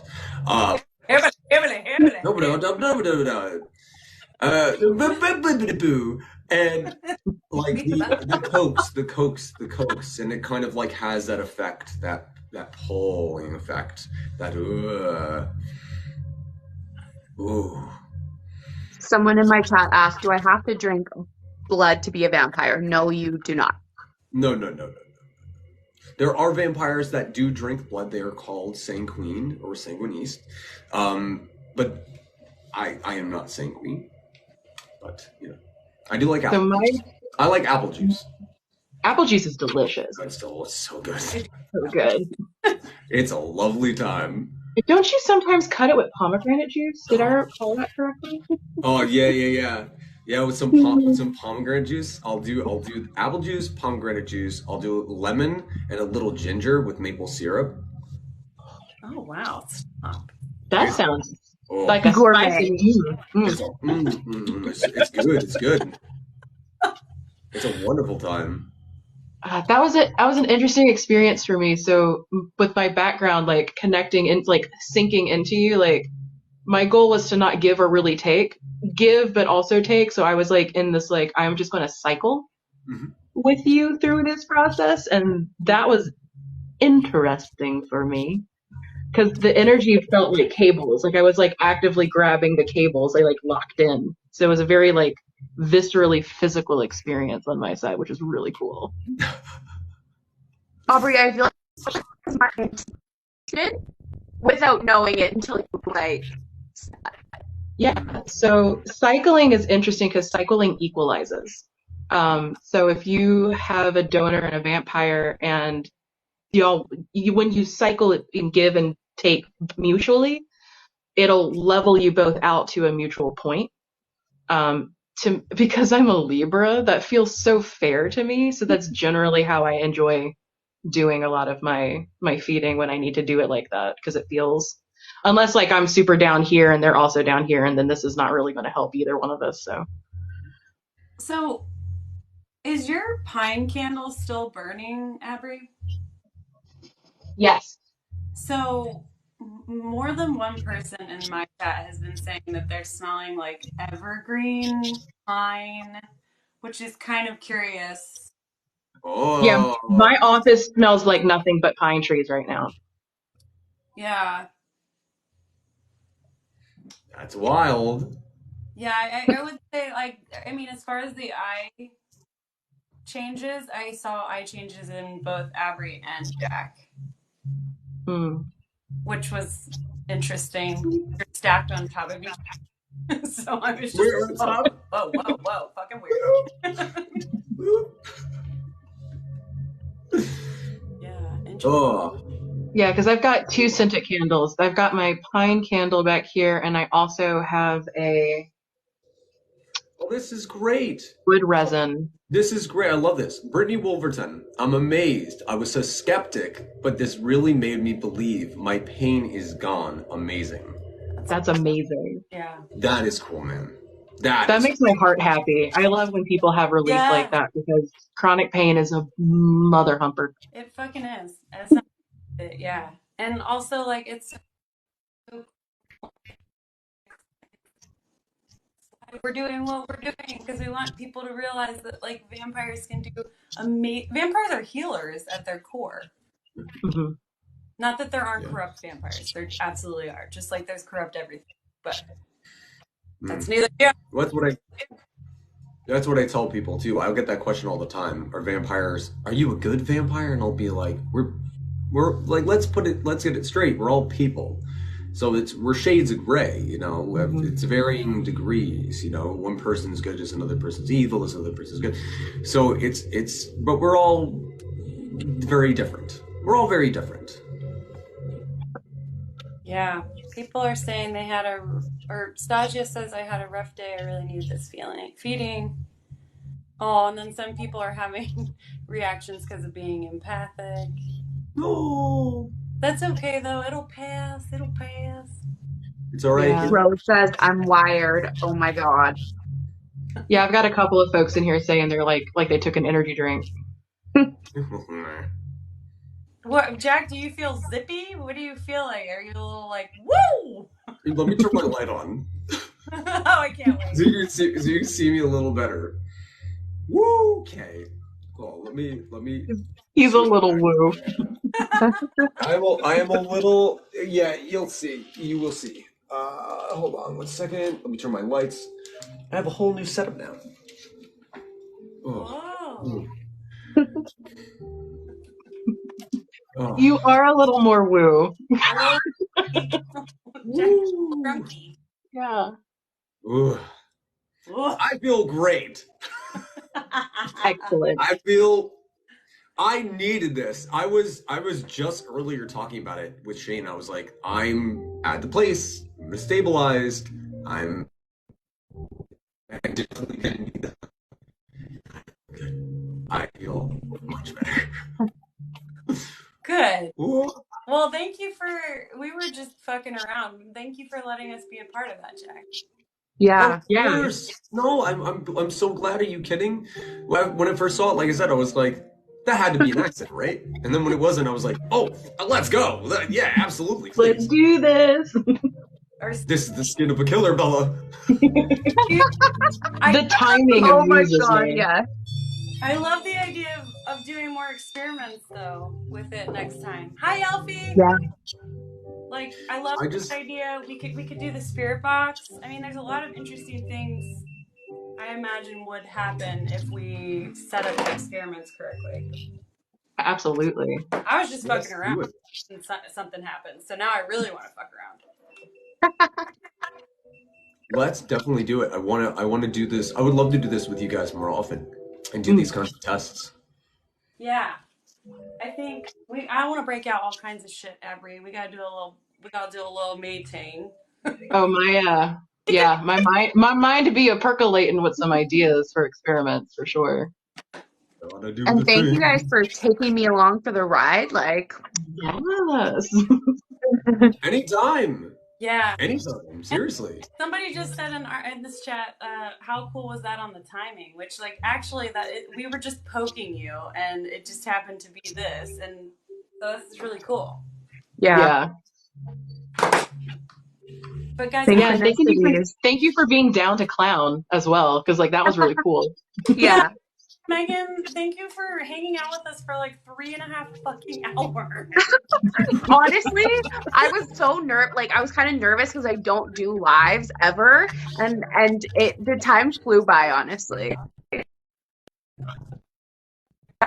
She's never gonna do this again. No, I for sure will. All right, well, listen, y'all, I have to pee so bad. I have to go. I love you all. Oh, okay. Okay. I'm also going to head out because my phone is slowly dying. Yeah. Well, guys, thank you for jumping in on this. I really, really appreciate it. And yeah, anytime, anytime, literally, Let's that scheme. we're doing this. Thank you We'll so much, plan. guys. Let's scheme. Bye, Blueberry. Good night, Rose. Bye, Rose. Good night, everybody. Yeah, and Bye, everyone. y'all.